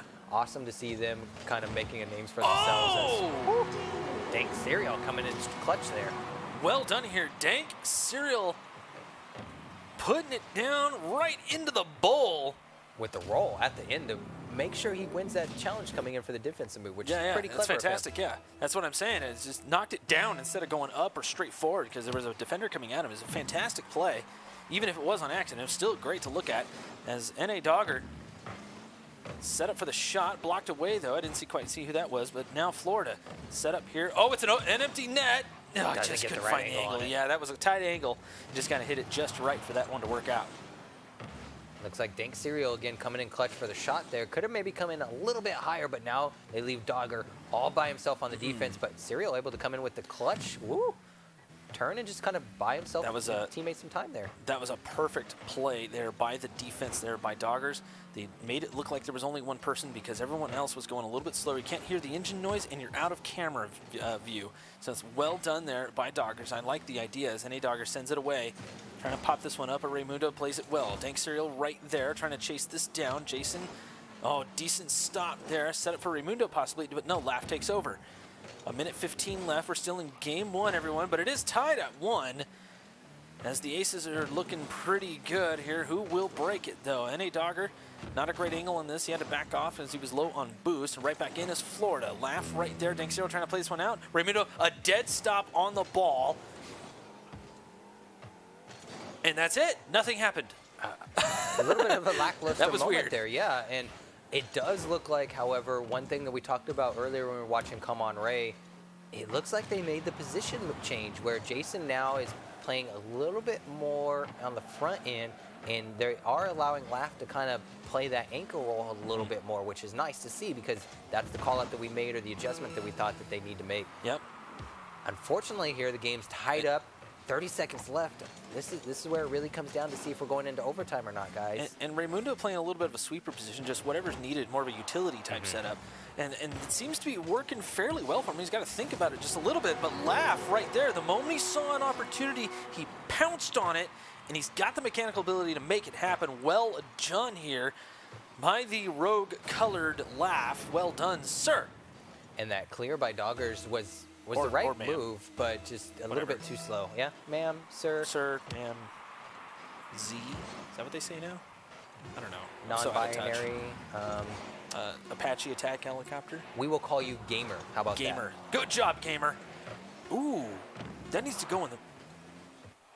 That needs to go in the sound pack. You like that one? I like that. Good job, gamer. That's well done. You gotta Anyways. give it that ninja feel that you Oh, just yeah, did. you got to though, give yeah. that little crackle, that thing going. Yeah, like I'm clearing my throat. I like it, though. So You got to make the face, too. If you don't make the face, it doesn't sound right. What if they put your, like, face as a goal explosion and you made that noise? Why would you want people to be horrified? I'm creating meme moments here for the I stream. understand, They've been but enjoying this all night long. I've that's- been knocking down video games, throwing cue cards. It's the wind. That's telling what you. it's been. Yeah, the AC kicks on, everything just goes flying. See, when I move the car. That's why we're I need to sweating go in here. Yeah. More AC. Careful. I'm wearing deodorant, Anyways. don't worry. Trying to keep it together, guys. Come on, Ray, looking pretty good. Doggers both also looking pretty good. So far, pretty Doggers strong. representing OC, doing an okay job at it. They seem to be having a little bit of a hard time. We at least got some love in the OC location because the past couple weeks it's been, we've definitely had some people show up for some 1v1s, but this is the first time I think we've had multiple squads show up from the OC location. Yeah. So again, some location rivalry being that there's 7 different ones you guys can show up to. And chat so far tonight, I've turned off my phone because battery's kind of Battery dying? a little bit think we should slowing down there. I think we can pull it up. But I know Dangerous Grandma, some other people all night long have been showing us a lot of love. Again, if you guys have the opportunity, you like what we're bringing to you, hit that sub button, and that's going to give you a chance to show your location support, which is pretty cool. And that's a terrible pause moment right there on screen Isn't of me. it? But again, I'm from Orange County, so anytime I'm in chat, I'm making sure to support my Orange County love. If you guys are from one of the other locations, you get some emotes and some stuff to kind of show off, which is cool. And again, you get to support your boys. That we're getting to see some collegiate, some high school teams show up, regular teams show up. So this is kind of new for Rocket League guys, at least in the esports environment every Tuesday. So a great opportunity for you guys to participate. And again, now you can go shopping at Walmart, get yourselves, again, I'm starting to get hungry again talking about shopping. Oh, but man. yeah, so no more time wasted talking about food. We're getting right back on board, you guys, for Game 2 in this losers bracket here. Come on, Ray and Doggers. Again, Doggers not doing a bad job of kind of staying in the heat here, but we really looking forward to what Come on Ray is able to do after that last game here. And again, right off the bat. Good send. Laugh just needs to finish it off. That was going to be a tough angle anyways. You have to hit that ball appropriately in order for that to work. But Raymundo up for this. Stopped up. Jason didn't point his car up. Oh, okay. Laugh called him off. That's fantastic. Good communication there. Dank Serial can't quite finish this off. It took a double commit to defend Come on Ray's net, but there is one back. A stop up. Whew. But NA Doggers able to send it away. That was fantastic rotation there by Doggers. I was going to say, if he wasn't there, that goal was going in for Come on Ray, and they're going up 1-0 in this series. That's not what you want if you're Doggers. If you're Doggers here, you really got to put a ball on the board or at least maintain more control or positioning. But so far, just kind of getting outmaneuvered. And it's not necessarily their fault because so far from what we've seen tonight, just Laugh able to do such a great job at controlling the ball. So a little bit of a change up here in strategy, it seems like, from Come on Ray. Laugh getting a little bit more involved. We'll have to see as the game wears on. It might just be the situation and how it kind of panned out more than anything else. Now Jason. And so Good send away, but again, just doesn't quite have the oomph behind it. They're definitely friends playing, which we need. I strongly encourage. But Jason right here, he has been an integral part of this team. He gets these clears, get these weird touches and things, and it does throw off the opposition. So he's definitely an asset. It just becomes a matter of confidence and just getting him there, getting him to do it more than anything else. Yeah, exactly. And like you said, with that clear, there was a bunch of different things he could have done to make that situation a little bit better. And it seems to be the biggest one is he's not doing the best job of controlling his boost. But again, something that maybe just comes with a little bit of experiment. It does, yeah. You know, it comes with time. And there's a lot of nerves that be coming into play. I mean, we're yelling at these guys on a giant screen inside these facilities as they're playing here, which can't come easy when you're trying to, go against somebody in a high-level Now, environment. hang on a second. They have very good headphones downstairs, so I'm pretty sure they can't really hear us too much. And they probably turned it down just a touch. I guess so, yeah. That said, Raymundo trying to set something up here for his team as Florida. Oh, that's a great center. We need a follow-up. Laugh is right there. Can't get that touch. He got bumped out. That was fantastic there from Doggers. But come on, Ray, attempting to get a score on the board, but Doggers right here doggedly trying to send it home, but it isn't going to work. A bad rotation. Laugh is on the way. Someone got in the way of that play, and it was just enough, and Dank Serial will send it away. And so far for Doggers, they're getting really lucky because it seems like Laugh is just having a hard time connecting with the touches right now to make him connect where he needs them to. But the shots are there. They're on point. Just small tweaks to really make those conversions happen. And this game's going fast in Come On Ray's favor because they're doing such a better job of putting shots on goal and putting the pressure on, whereas Doggers is kind of just playing, I guess, in the way. They're doing enough to keep it competitive. Center right there, setting up off the backboard. Laugh speeding his way through there, and I think we might be putting a little bit of pressure on Laugh because it does kind of seem like he's acting like a bit of a carry. But Raymundo, good job slowing down the team, or slowing down the opposition on the comeback to offense. Doggers not giving up. Kind of reminds me of a wiener dog. They just don't give up. They will never let go of that dang toy. You're trying to clean and put it away. I'm sorry. Anyways, having a flashback. As Florida from way far out will burn up a lot of boost and will have to come back here for defense. Popped up, Laugh towards the net. It finds it in. I have to rewatch this one because this is fantastic. Yeah, there's such a beautiful play here. Right here, the pop up. And that's it. Yep. Nice little pop up, and that's basically all that was a double jump, a little bit of a twirl. Nothing Perfect. too fancy for Nothing it. Catches fancy. two people off guard and takes the lead here with a minute left. This is a tricky spot now for Doggers being down a game. You got to put a ball on the net soon. But Florida trying to do just that. Dank Serial up for this, but Laugh right behind the ball. There's Raymundo on the pickup. Raymundo, you know, there is such a thing as actually getting tired while playing Rocket League, and the mental fortitude it takes to be at the top of your game is fairly great. And now you're in a new environment. There is a definite possibility that, you know, Raymundo might have actually worked all day. Right. So he's probably kind of tired. He's usually playing a lot better than he is at this moment. So he's just hitting a bit of a lull in his game. But the nice part is Jason and Laugh are doing a pretty good job of keeping up with it and making sure that the quality doesn't go down as far as the challenges go. And that right there might lead them to the win here. A decent send away there by Raymundo and Jason as Dogger.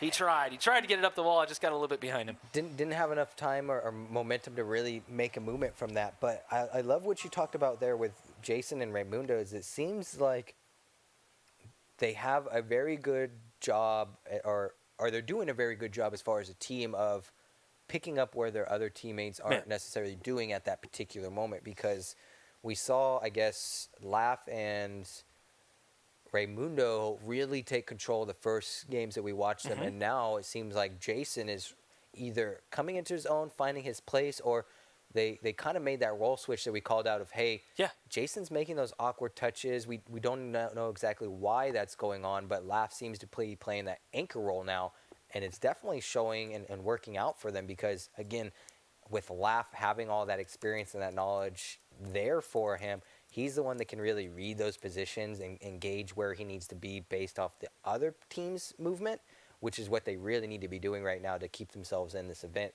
moving forward. So, again, exciting to see them go forward because they've been producing great matches pretty much all day and for the previous weeks. But at the same time, a little bit sad to see the other team go just because they're new. We don't know a whole lot about them. No. Well, you know what? And that's part of the growth, though. You know, now they've made it to... They made it to the lower bracket round 2. Right. Okay, now in this is kind of mixed up, but I mean that's actually not too bad. You know, they took out a team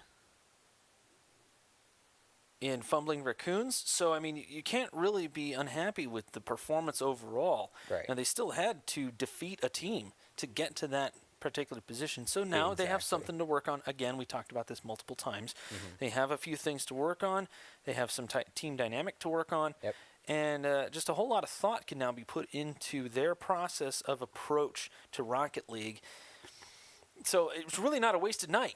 Not at all. I'm sure they had a blast, and they'll probably hang out and see what happens between their defeators in Come On Ray, who will be going up against Cal State Fullerton. So a little bit of a rough matchup for them there, but I'm really thrilled that you brought up a great thing there, is having a good time after you lose, because we saw Boomer there. Obviously, they were having a ball. I mean, Of course. we got to see them on stream jumping around, slapping hands. That chest bump was awesome. The chest bump was awesome. So if we get some more chest bumps out of you guys after match, I mean, that's what we're excited to see, is just the overall camaraderie that I guess the Rocket League community has brought to the esports environment recently has been so fun to see. And everyone in chat has legitimately been super positive. They're calling each other out. They're saying hi on a weekly basis, kind of making friends, which is what this is all about. Because, again, you have 1v1s, 3v3s. We still have the grand finals to get to for the West Coast event. So a whole lot going on here for you guys as far as footage and gameplay goes. There's a question in the chat if the arena is a place to hang out, to just kind of come in and hang out. Oh, As yeah. far as OC and Oakland, yes, definitely. They're standalone locations, but at the Walmarts, I mean, you can if you want. It's a Walmart. So why not? Yeah. But that said, we're hopping into Cal State Fullerton versus Come On Ray. Cal State Fullerton looks like they're on blue with Come On Ray on the orange. Match just started, another best of 3 to bring much more action to you guys. So far. Oh, what a dunk! Laugh nearly getting set up on that one, but nobody can follow through. Hero tried. No one back on defense for blue right now, but it looks like the car. Well, yeah, they actually had to. There was a demo on the play, so that was okay. Hero was going to spawn, so that was all right to go ahead and double commit in that situation. But again, very situational. If the ball's moving super quickly back, then you better hope. And like you said, just a perfect read by Fullerton, kind of knowing, I guess, what to do in that particular situation. And this is what's, I guess, exciting to see in this round, is the game is really close here. Not a whole lot coming out, so. That said, we have gone about a minute in game 1. Seems like everybody's kind of feeling each other out. No real commitments happening yet. And that seems to be, so far tonight, the theme when we've gotten into these upper bracket games is the first minute or so, everyone kind of filling each other out. And then those final minute and 30 seconds. Yeah, about 2 minutes, yeah. Everyone starts letting loose. And that's pretty standard. The players start to get a little impatient and want to try to put something together. Although Raymundo, that's a fantastic dunk. Had a touch of lag there. For those wondering what that was, it's because we are having to play online simply because of this. It is a LAN-like environment. Don't get me wrong, it's still a blast. The God Racer right here, Jason. Laugh actually knocking that away. That was a fantastic idea of just making sure that there was no control by Cal State Fullerton. Just making sure, like you said, of controlling the overall situation or the momentum, the tempo, not necessarily the best thing or the best position to put the ball in, but he definitely made a conscious effort to allow his teammates to have a chance to collect themselves and get back on that defensive push. So far, again, just a lot of stalemates, no one here doing anything risky, which is what you kind of expect because... Oh, demo on the play! Whew. Nobody there! Come on, Ray! Unable to capitalize.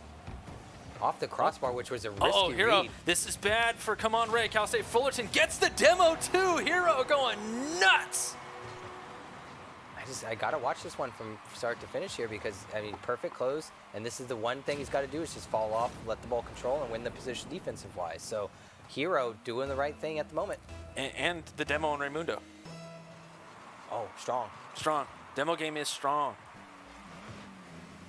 Cal State Fullerton setting up for a potential win here. They're the only ones that have been able to score this particular series. Of course, we are in game 1 as Hero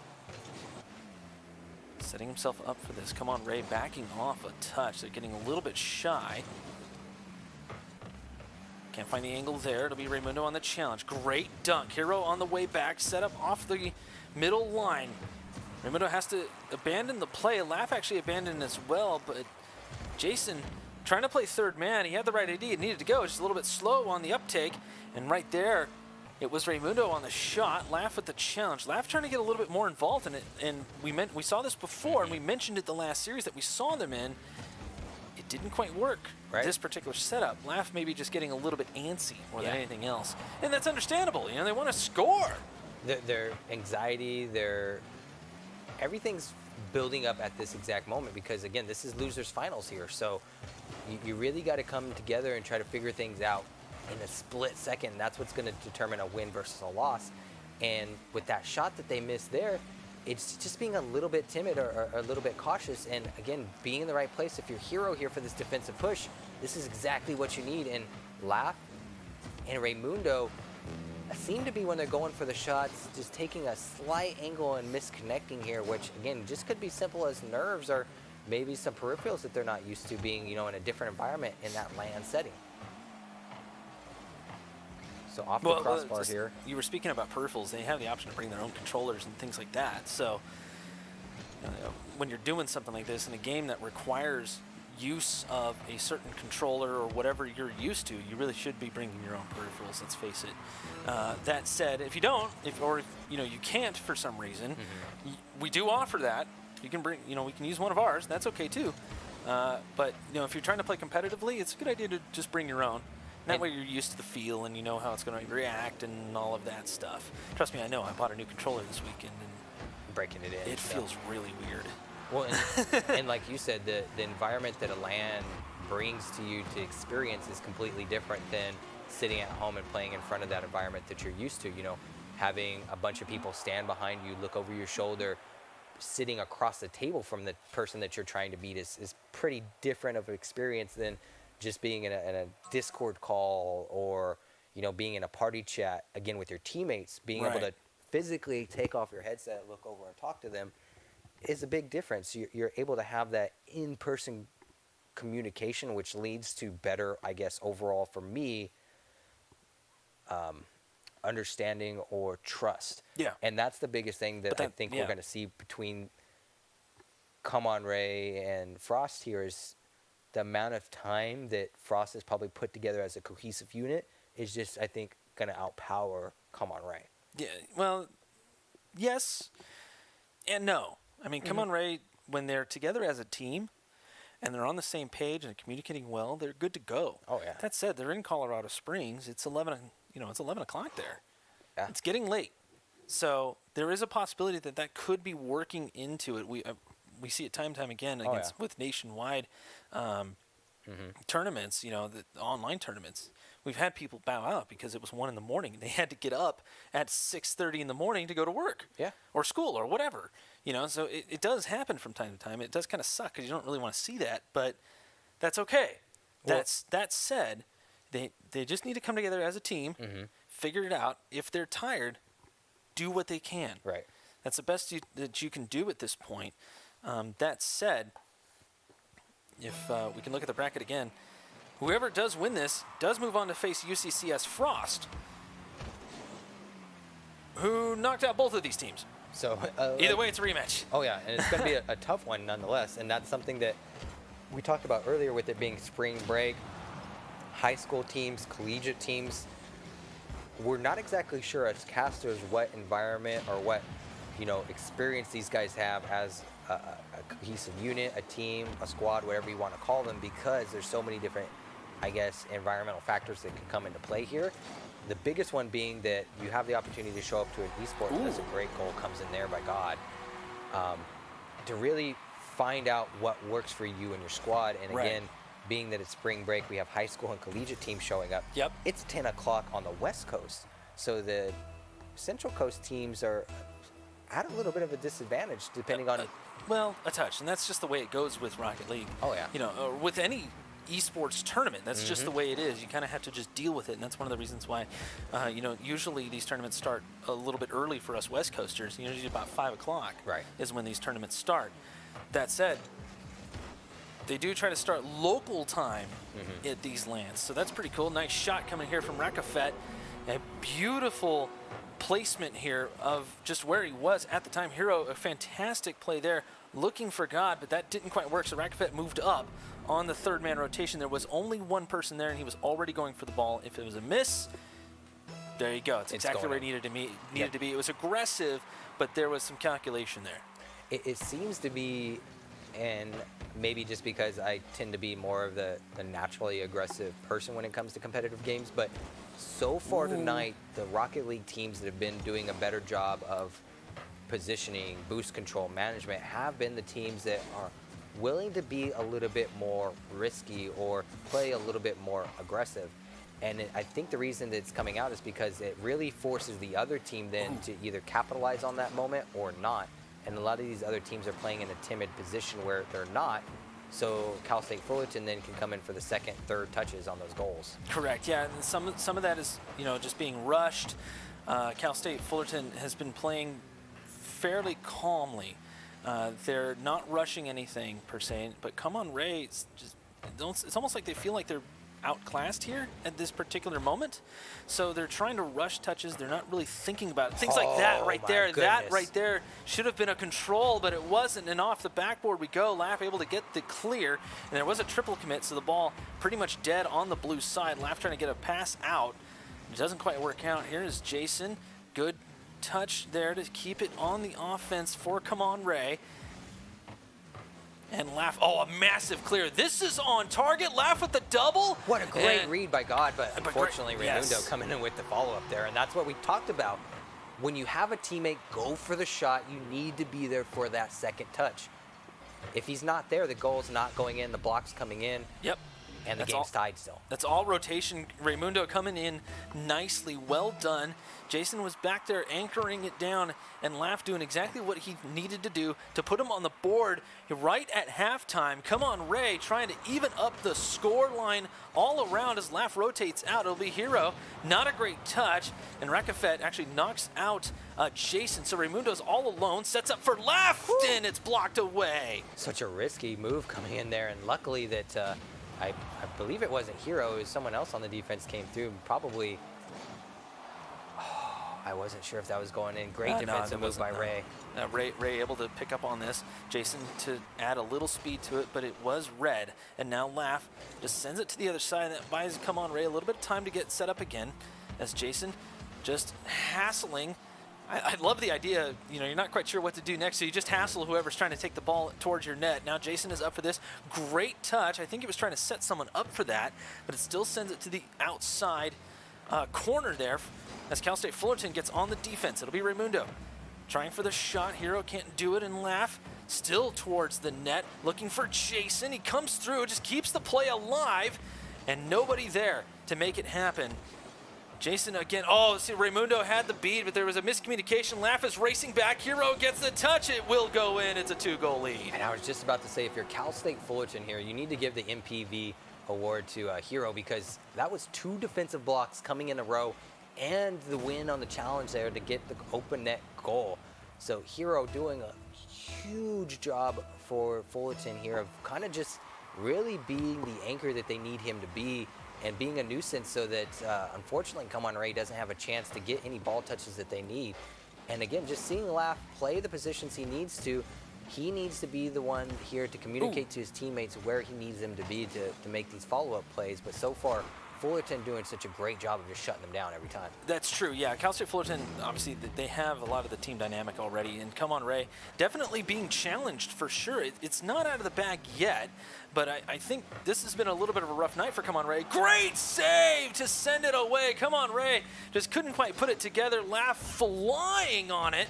And now towards the net we go. Luckily, someone was back there for Cal State Fullerton as it pinballs in the crease. And away we go. Everybody just like, oh my God, what just happened? And if you're anyone going up against Fullerton here in the future games, it seems to be their biggest flaw when they go for the clears. They don't do a great job of keeping the ball off-centered from the net. They do a great job of blocking the shot, yes, but just leaving it right in the front, which again is where Come On Ray capitalized with their goal. So true. A little bit something to keep in mind here in the future matches. Raimundo towards the net. God Racer got way too out of it. Now 10 seconds left. They need to score one more. This is a big one. Come On Ray can do this on kickoff. Maybe a couple of touches, but that's it. This is crunch time. It's huge. And if you're Fullerton here, you're really just looking to win the ball and be able to put it into a corner to buy you and your teammates a few seconds of time here to make sure it doesn't get connected on. Jason. And that's what you needed. Sends it away. Rakafet gets dunked on. Jason's right there. He's got no boost to work with. They just need to keep this one up. Hero sends it towards the open side, and Cal State Fullerton will knock down Come On Ray. A well fought series all around. Come on, Ray, keeping it pretty close. I have to admit, I'm very impressed. Just Cal State Fullerton had that team synergy. You know, they practice all the time together because they're trying to practice for CRL and other things collegiate that are going on. And unfortunately, that's just the way the cookie crumbled this time for Come On Ray. Yeah. Well done, though. They showed up. They did their best. And I believe, well, they took first place for their location. So that's, in the end, that's really ask for. how it should work out for them. That said, Cal State Fullerton do move on to face their apparent arch rivals in this bracket, UCCS Frost from Colorado Springs. So, yeah, Orange County going up against Colorado Springs again. Fantastic to see so many teams show up. Oh, yeah. So I can tell you this, though. We're going to have a little bit of a commercial break. Just a small one. A small one. I think, yeah, we're going to get the lobby set up. We need to dry our hands. It's like we're like bowlers. A little bit, yeah. You know, you get nervous, you get that sweaty palm going, and it slips on the ball. They Yeah, need to one start of those fans, right here. Yeah, but don't point it at the games; it'll knock them over. You got to keep The bringing fan will. They've already shown the will. They've already shown the replay of me knocking the game over once. Chat's feeding me a hard time. You got to stop bringing. Nah, we're gonna go to the break so I can destroy some stuff. And, just and dress as let Mario, loose. Yeah. and everybody will forget. I trust everybody. So don't go anywhere. High-paced Rocket League Tuesday action coming right back at you here at the Esports Arena.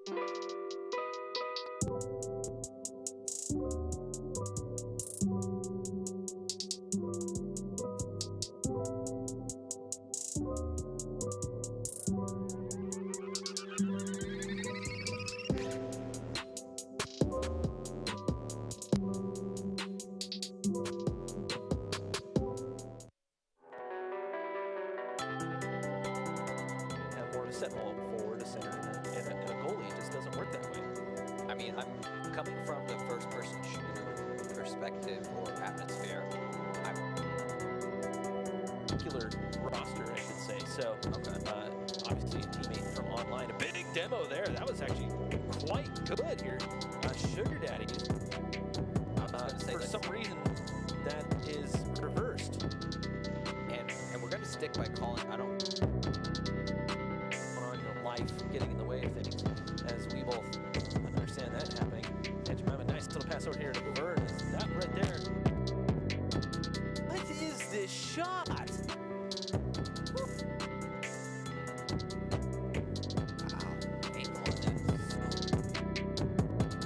Any competition really should be for you is you're never in a perfect place and you're never not going to have perfect power.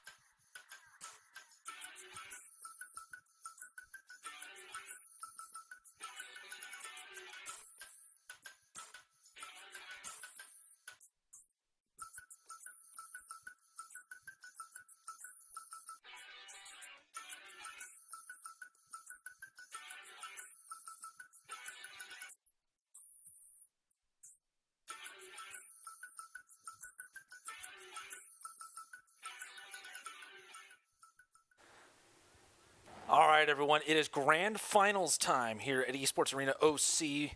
We have UCCS versus Cal State Fullerton.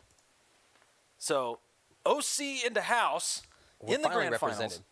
They're definitely being represented. But then again, you know, the UCCS Frost team, they're tough. They're very tough. That's the team. We do not have favorites. But it would be kind of neat to see an OC team actually take the win. That said, right back into the action. Right back into the action. And like you said, we don't want to have favorites. Obviously, we probably want to root for the hometown team just because that's where we're broadcasting out of. But we want everyone to have a chance for us to shout your names and take home that first prize challenge. So grand finals here tonight, you guys. Frost versus Cal State Fullerton. Fullerton looking for the bracket reset to take home the championships tonight. But Frost coming in hot with the shots on the goal. So they're looking to put the challenge and the heat on quick and not let up here. And Jemima coming in with the touch on the goal. So this is what we want to see if you're Frost. Put the pressure on and do it right away. Exactly. And Hensley, that's a fantastic touch towards the middle. Still early in the game, so you know, just opening it up more than anything else is Aunt Jemima. Just right there, exactly where it needed to be to receive the pass and make it all happen. So fantastic job there by Jay Hensley to have the wherewithal to send it that way. And I think, like you said, it's a perfect opportunity to really just open things up. And it makes the game a little bit more interesting for me when the goal comes in so early because the teams seem to be a little bit more lax. The pressure starts to come off and everyone starts to do their own things because that first goal comes in. Whereas in the games where the goal comes in 2 minutes, 3 minutes in, it creates a lot more of a hostile environment. So right now we're going to be able to see the teams kind of find themselves and start to really come together here. But the Frost is really just making sure the ball stays on Fullerton's side of the pitch and isn't really going anywhere. They're doing a fantastic job here as Frost. That's going to be Lava Lash to send it away. And Jemima stopped. Hero actually electing not to take control. That would have been a perfect opportunity for a back pass. As Aunt Jemima just kind of playing with this. And Lava Lash, it'll get sent away here. Aunt Jemima racing back. Collecting boost along the way. Jay Hensley's right there. One defender there. It's get blocked away by Cal State Fullerton. Wasn't quite sure exactly who that was, but God Racer picks it up. Low on boost. Lava Lash just kind of letting it go, and Hero on the tee up. Can he follow through here? He doesn't. Well, actually does get the touch off of the spoiler. And just a great read by Aunt Jemima on the opportunity on what to know based on his experience. He's playing in the right position and a perfect back pass there that you don't always see, but Jay Hensley popping it up for a center shot here. So this is where the advanced skills and the experience comes into play. You're seeing some things come out of the books here from Frost we haven't seen earlier, which is a big difference in gameplay here between the two teams. And unfortunately, Hero not able to commit or connect for the goal, but Frost did have two people playing on the cross for the block, and now the ball goes back onto Fullerton, so they have a little bit of time to collect themselves and maybe look to make another offensive push here. But Aunt Jemima playing for the ball in the corner is going to center it up here, hopefully for the cross, but now Lavish and Aunt Jemima having to play back for the defense. God Racer chasing this one down. It'll be Lava Lashed. Set up for Rockafat. Can't really do much with it here. He's low on boost. And we're starting to see that a little bit as Cal State Fullerton just not leaving time to even pick up the little pads. They're not really doing it.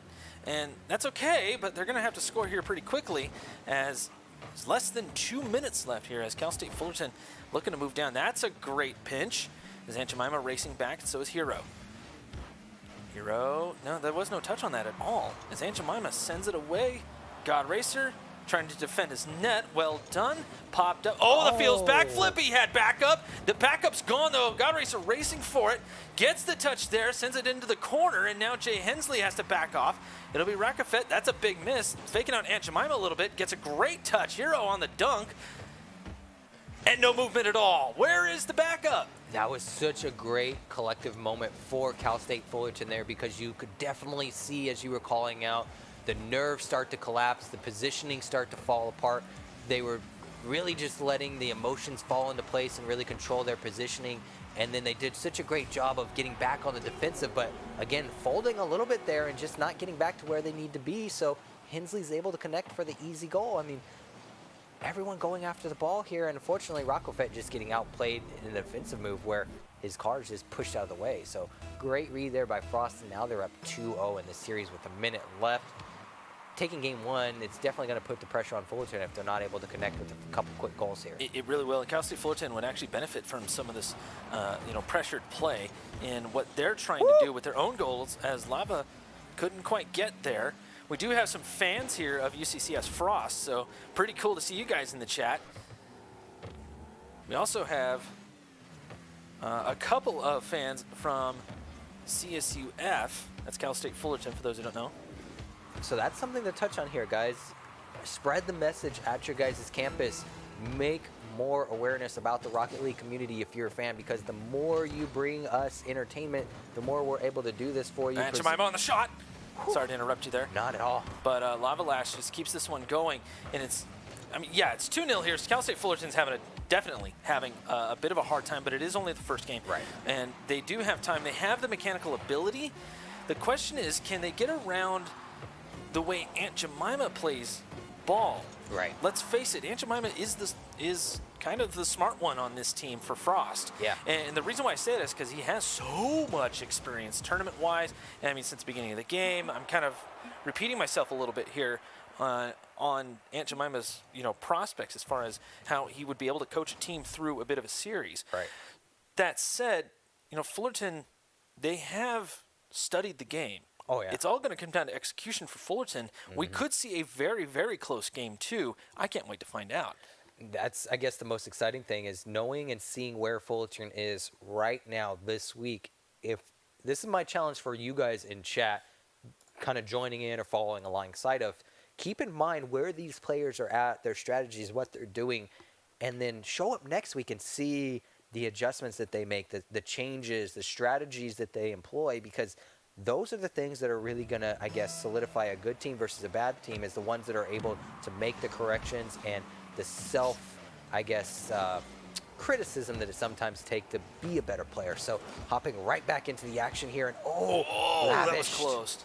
Lava couldn't quite finish it off, and Aunt Jemima getting the angle, aiming for the corner. That's just off of the noob corner, thanks to Chiefs. As Lava Lash again, pressure, missed all over the place. Whiff Squad has become Cal State Fullerton. I'm sorry, guys. I didn't mean to make fun of you like that. Wow, no, they're not going to be mad at you for that, because Hero just giving up there, he knew that he was out of the place. Something happened. I mean, 3 shots coming in a matter of 5 seconds is a little bit tough there. I disagree on that, actually. You think so? Yeah, there was coverage there. And Hero, he didn't give up. He trusted his teammates. And honestly, 2 of them went for it. There should have been a touch, but there wasn't, and that's the problem. There was 2 of them there as well. Communication kind of breaking down there for Cal State Fullerton. Granted. Alrighty then. They're going to get a runaway. Have to. Checking to see what exactly happened here. Aunt Jemima was demoed. Gotcha. I saw the demo there, and then okay, that makes sense.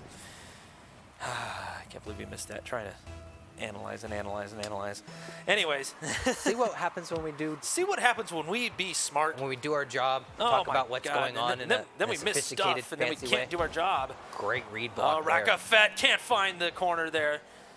Sorry to interrupt you again, but God, this is actually really hype. I'm very excited about this. No, if you're Rockafet, that's the goal that you want to put in for your team to take the lead, get some confidence back going on the board. And unfortunately, Frost with Aunt Jemima coming in there with the great demo, putting the ball back on the other side of the field here. So Rockafet has been doing a great job this game, at least, of kind of being a nuisance, whereas last game he didn't have much of a presence. Jay Hensley. Near open net, but Rockafet got there just in time. We are still tied at 1, so Cal State Fullerton has a chance if they can just take it. Looking for it is Cal State. The Titans trying to put this together, rolling one towards the net. It's just outside, and Aunt Jemima realizing that. He didn't rush the touch here, and he's out of boost, too. Gets a great dunk. Lava Lash is up for this, trying to tie it up, or take the lead, I should say, and it is saved by Hero. As Aunt Jemima again on the attack. Jay Hemsley, it's off the crossbar. It will get sent away. The amount of action going on right now. Hero living up to his name. Lavish putting the ball on net. Aunt Jemima coming in with the side touch. Frost is not letting up here. They want this victory. They want to shut this series down. Great defensive move there by Jay Hensley, knowing the position of where his teammates are at. This game is hyped. I hope you guys in chat are excited. Oh no, they're losing their minds right now. Actually, this is good stuff. As Jay Hensley off of the backboard, that's a bit of a miss there. Centered, but nobody there. Hero trying to play off of this. And it's actually a decent idea trying to draw out Frost. There was a demo on Aunt Jemima, but nobody there to really take advantage of the opening there. Centering, like you said, but it's off target again. These guys got to work on their accuracy on shots. It seems to be maybe just nerves coming into play here, because these are all situations that we've seen them connect on before tonight. Being this is in the grand finals, the match is tied up with a minute left here. Their hands are probably shaking, full of sweat. They're doing everything they can just to keep it together, to pull out this victory, to go home the championship tonight, guys. We're excited. It's starting to all come together here. I don't know what else to say except let's go Cal State Fullerton and Frost. This is a great game to end the night on. JJ Tube, if you're wondering where your mind is, have you checked under the couch? I'm just kind of wondering. It could be there, although you may have thrown it during one of these series as a shot comes through. That was a great idea, but again, just too high. They got to work on the execution of shots. Well done, though, as we got a minute 45 left. Great demo there coming in by Hero here. And Aunt Jemima just being the nuisance that he needs to be. Lava coming into play. It is. Rocco Fett connecting, putting it in the net. The pressure from Cal State Fullerton coming through nicely here. Frost maybe playing with their food just a little bit too much, and sometimes the food bites. Cal State Fullerton able to put together something nice here. Now, they have to breathe and keep it together for a minute and a half. That said, Frost is about to throw everything at them, and it can be from any side, any angle. You never know. All three of these guys so mechanically inclined as Aunt Jemima just knocks it down. And exactly what you called out, Frost. In every situation, as soon as they feel the pressure, they put it back on. They sent 3 guys flying at Cal State Fullerton and said, take our open net, but we're putting it in yours first. Indeed. 2-2 now. Just under a minute and a half. It will be Hero on the pickup towards the net. There is Jay my Hensley. heart dropped. No, that's one of the reasons why when you go for corner boost, you actually turn towards the net unless you see your teammate win out the kickoff there. But now, Hero towards the net, and Jay Hensley goes nuts. Look at this shot. We gotta watch this again, and I wish it was in slow-mo because it's so beautiful here. Just the perfect angle to put it between 2 guys off the top bar. Hello, Jay Hensley. How are you this evening? He's feeling himself. We're going to leave that alone, right? Just a little bit, yeah. Okay, yeah, leaving it alone. God Racer trying to set this one up. Great center, nobody in net, and Hero. What is going on right now? Hero. The amount of, oh my goodness. Frost, look, you guys have this in the bag. Aunt Jemima just flipping off the wall there. That has to be a mistake, right? It has to be. I mean, I almost want to say they're doing this on purpose to give me a heart attack right now, because this game is... Bruh, you just hit 29. You ain't going to have a heart attack. Calm down. With the amount of action going on in this game, I might have aged about 10 years in the past 3 minutes. I mean, this is a good game. No, there's no gray hairs. You're fine. No gray hairs? No gray hairs, yeah. No, bit of a nit there, though. I got you. A touch of gray for men? No, you don't need it. As Aunt Jemima takes the lead. This is so baffling. 45 seconds. Look at this. The triple commit by Cal State Fullerton. That's it right there. 45 seconds. Now, Cal State Fullerton have their work cut out for him. UCCS Frost seem to be kind of faltering on the defense just a little bit. That said, Cal State Fullerton are going to have to execute on these shots. They have been missing a whole ton of them all series long. 35 left. Aunt Jemima. Well, God Racer actually shut him down there. He's getting hassled on it. Near own goal. That is an empty net. God Racer has to wheel it around, and no power on the shot, and Jay Hensley will miss.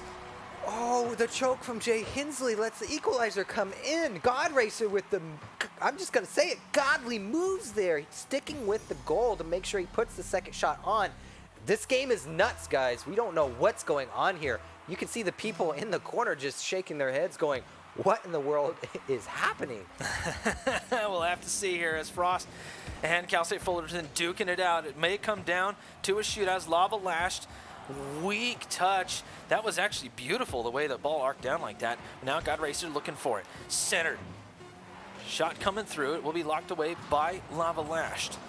Off of the sidewall. Hero has to get this touch. It's up, shot, No! there it is. It doesn't hit the ground before the goal, and UCCS Frost take the win and a golden goal opportunity. That's all I want to do is scream right now. I'm not stopping you. You're not. I'm so at a loss for a word. The amount, this, chat has to be going wild right now. I mean, No, they do. You guys asked for some exciting gameplay footage, and I'm actually watching chat. Say again? They want to play Get a best outta of here. 5. We're going to have at least one more, guys. Hold on to your seats. Hopefully you probably have to refill your popcorn after that one. Oh, yeah, this is definitely... yeah, you might want to grab another soda while you're at it. Because... bathroom break, munchie No, break. we don't have time. We don't have time for... No. Nobody has time for bathroom my break. But you might have goodness. enough time to grab a little bit more popcorn as we head into game number 3. Let's get some let's goes and GGs in the chats. Both teams agreed to it. Both teams agreed. Bravo. That's some Yeah. sportsmanship. They realize how much of a good show they're putting on right now. They want to keep it going for you guys. So let's go, guys. This is exciting, and down to the last 3 seconds. I mean, it doesn't get much I'm better watching than that. chat right now, and he goes, "Are you not entertained?" Quoted by UCCS. I like it. That's fantastic. But Where's Luke at with the chest kick when you need him? exactly. Another 5 minutes on the clock. Cal State Fullerton looking to at least take one game here. From UCCS Frost, the overlay hasn't quite been updated yet, but it will be a best of 5. UCCS Frost need one more game, and they will take the series in the Western category, if you will. Aunt Jemima just kind of lurking into the crease. Ooh, good fake there. Good fake on the backflip. Lava lashed up for this. Sends it towards the corner. It's tense moments here. A very, very slow play. And it seems to be throwing Cal State Fullerton off their game quite a bit. And this is brilliant by Frost. Finally, a decent pinch comes out here and a miss. That leaves only Hero. Is lava lashed. 2-on-1.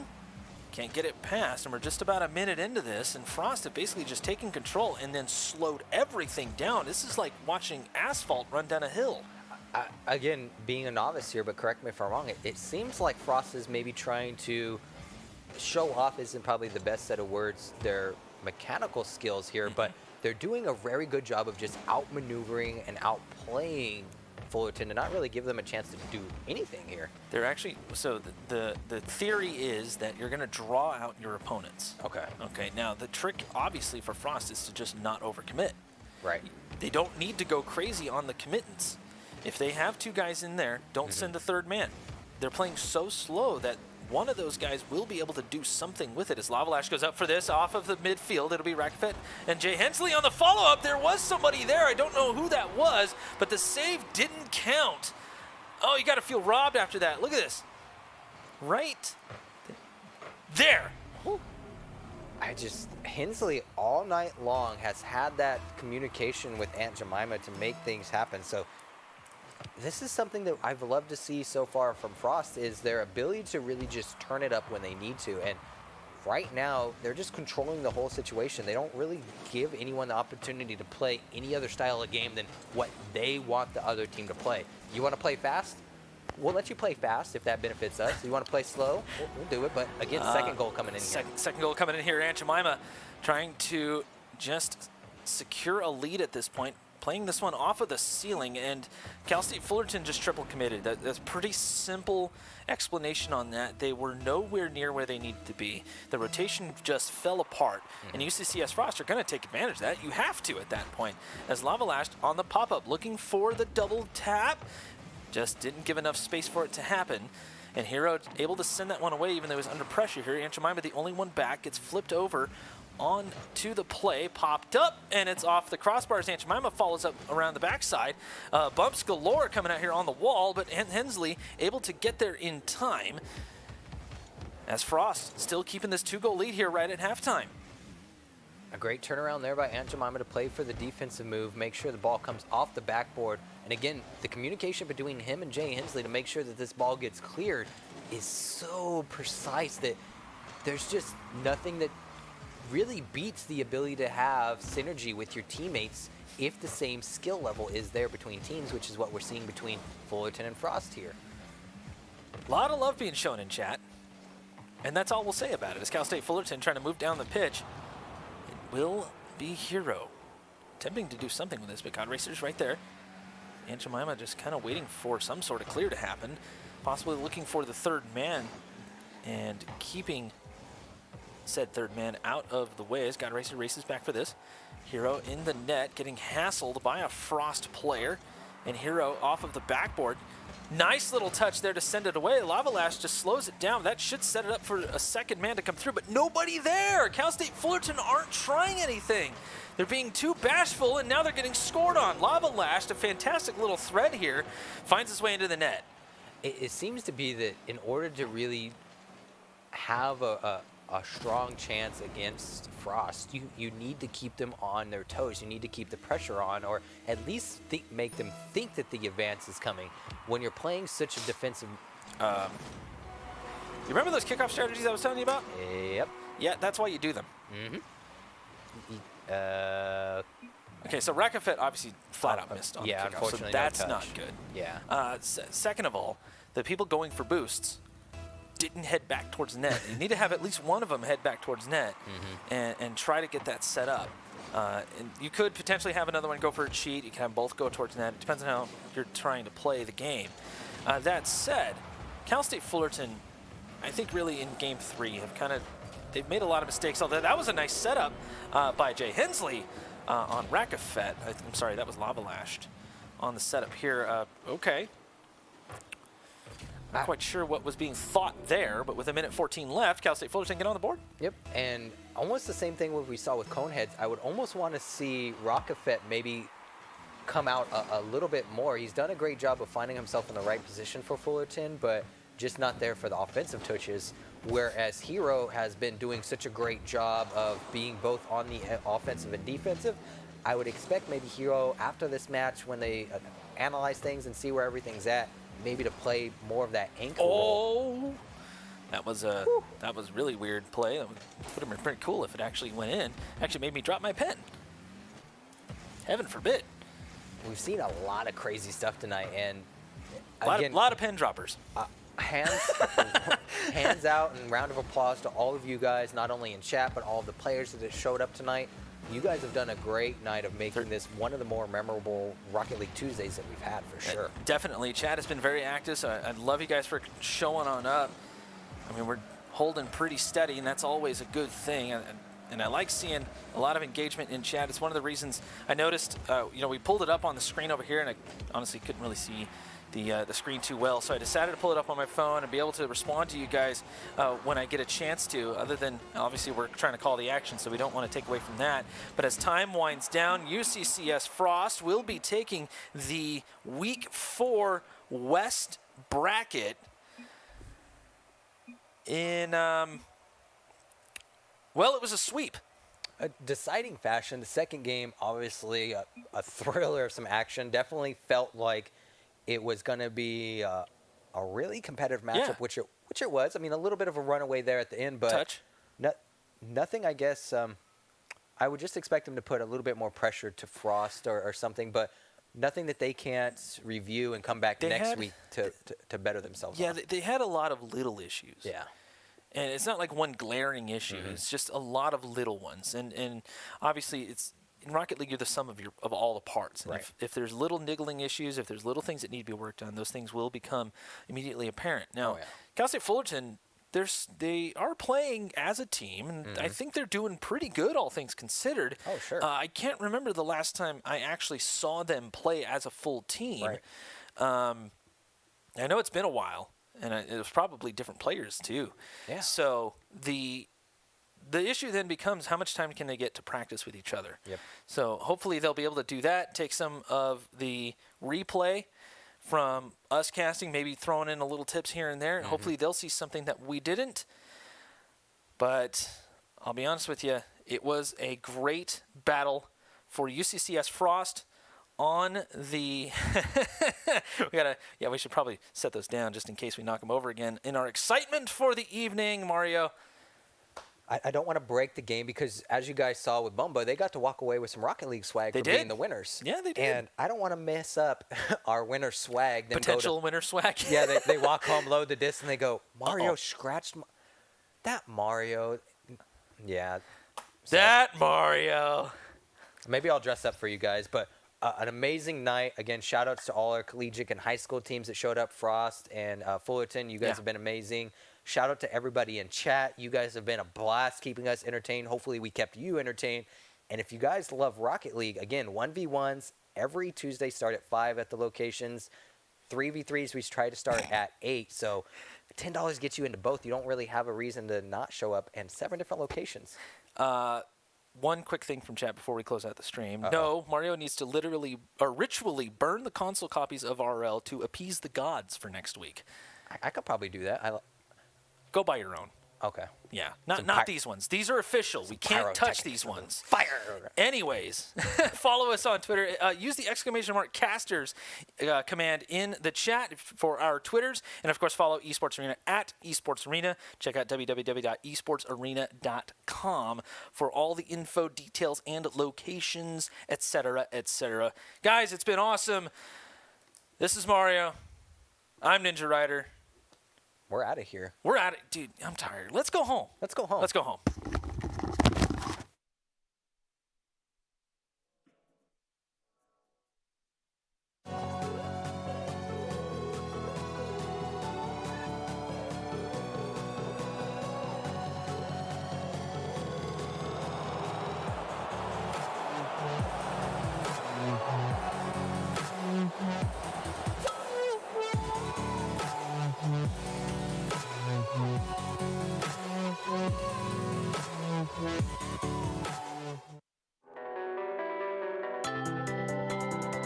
Have more to set hold forward, to center, and a goalie just doesn't work that way.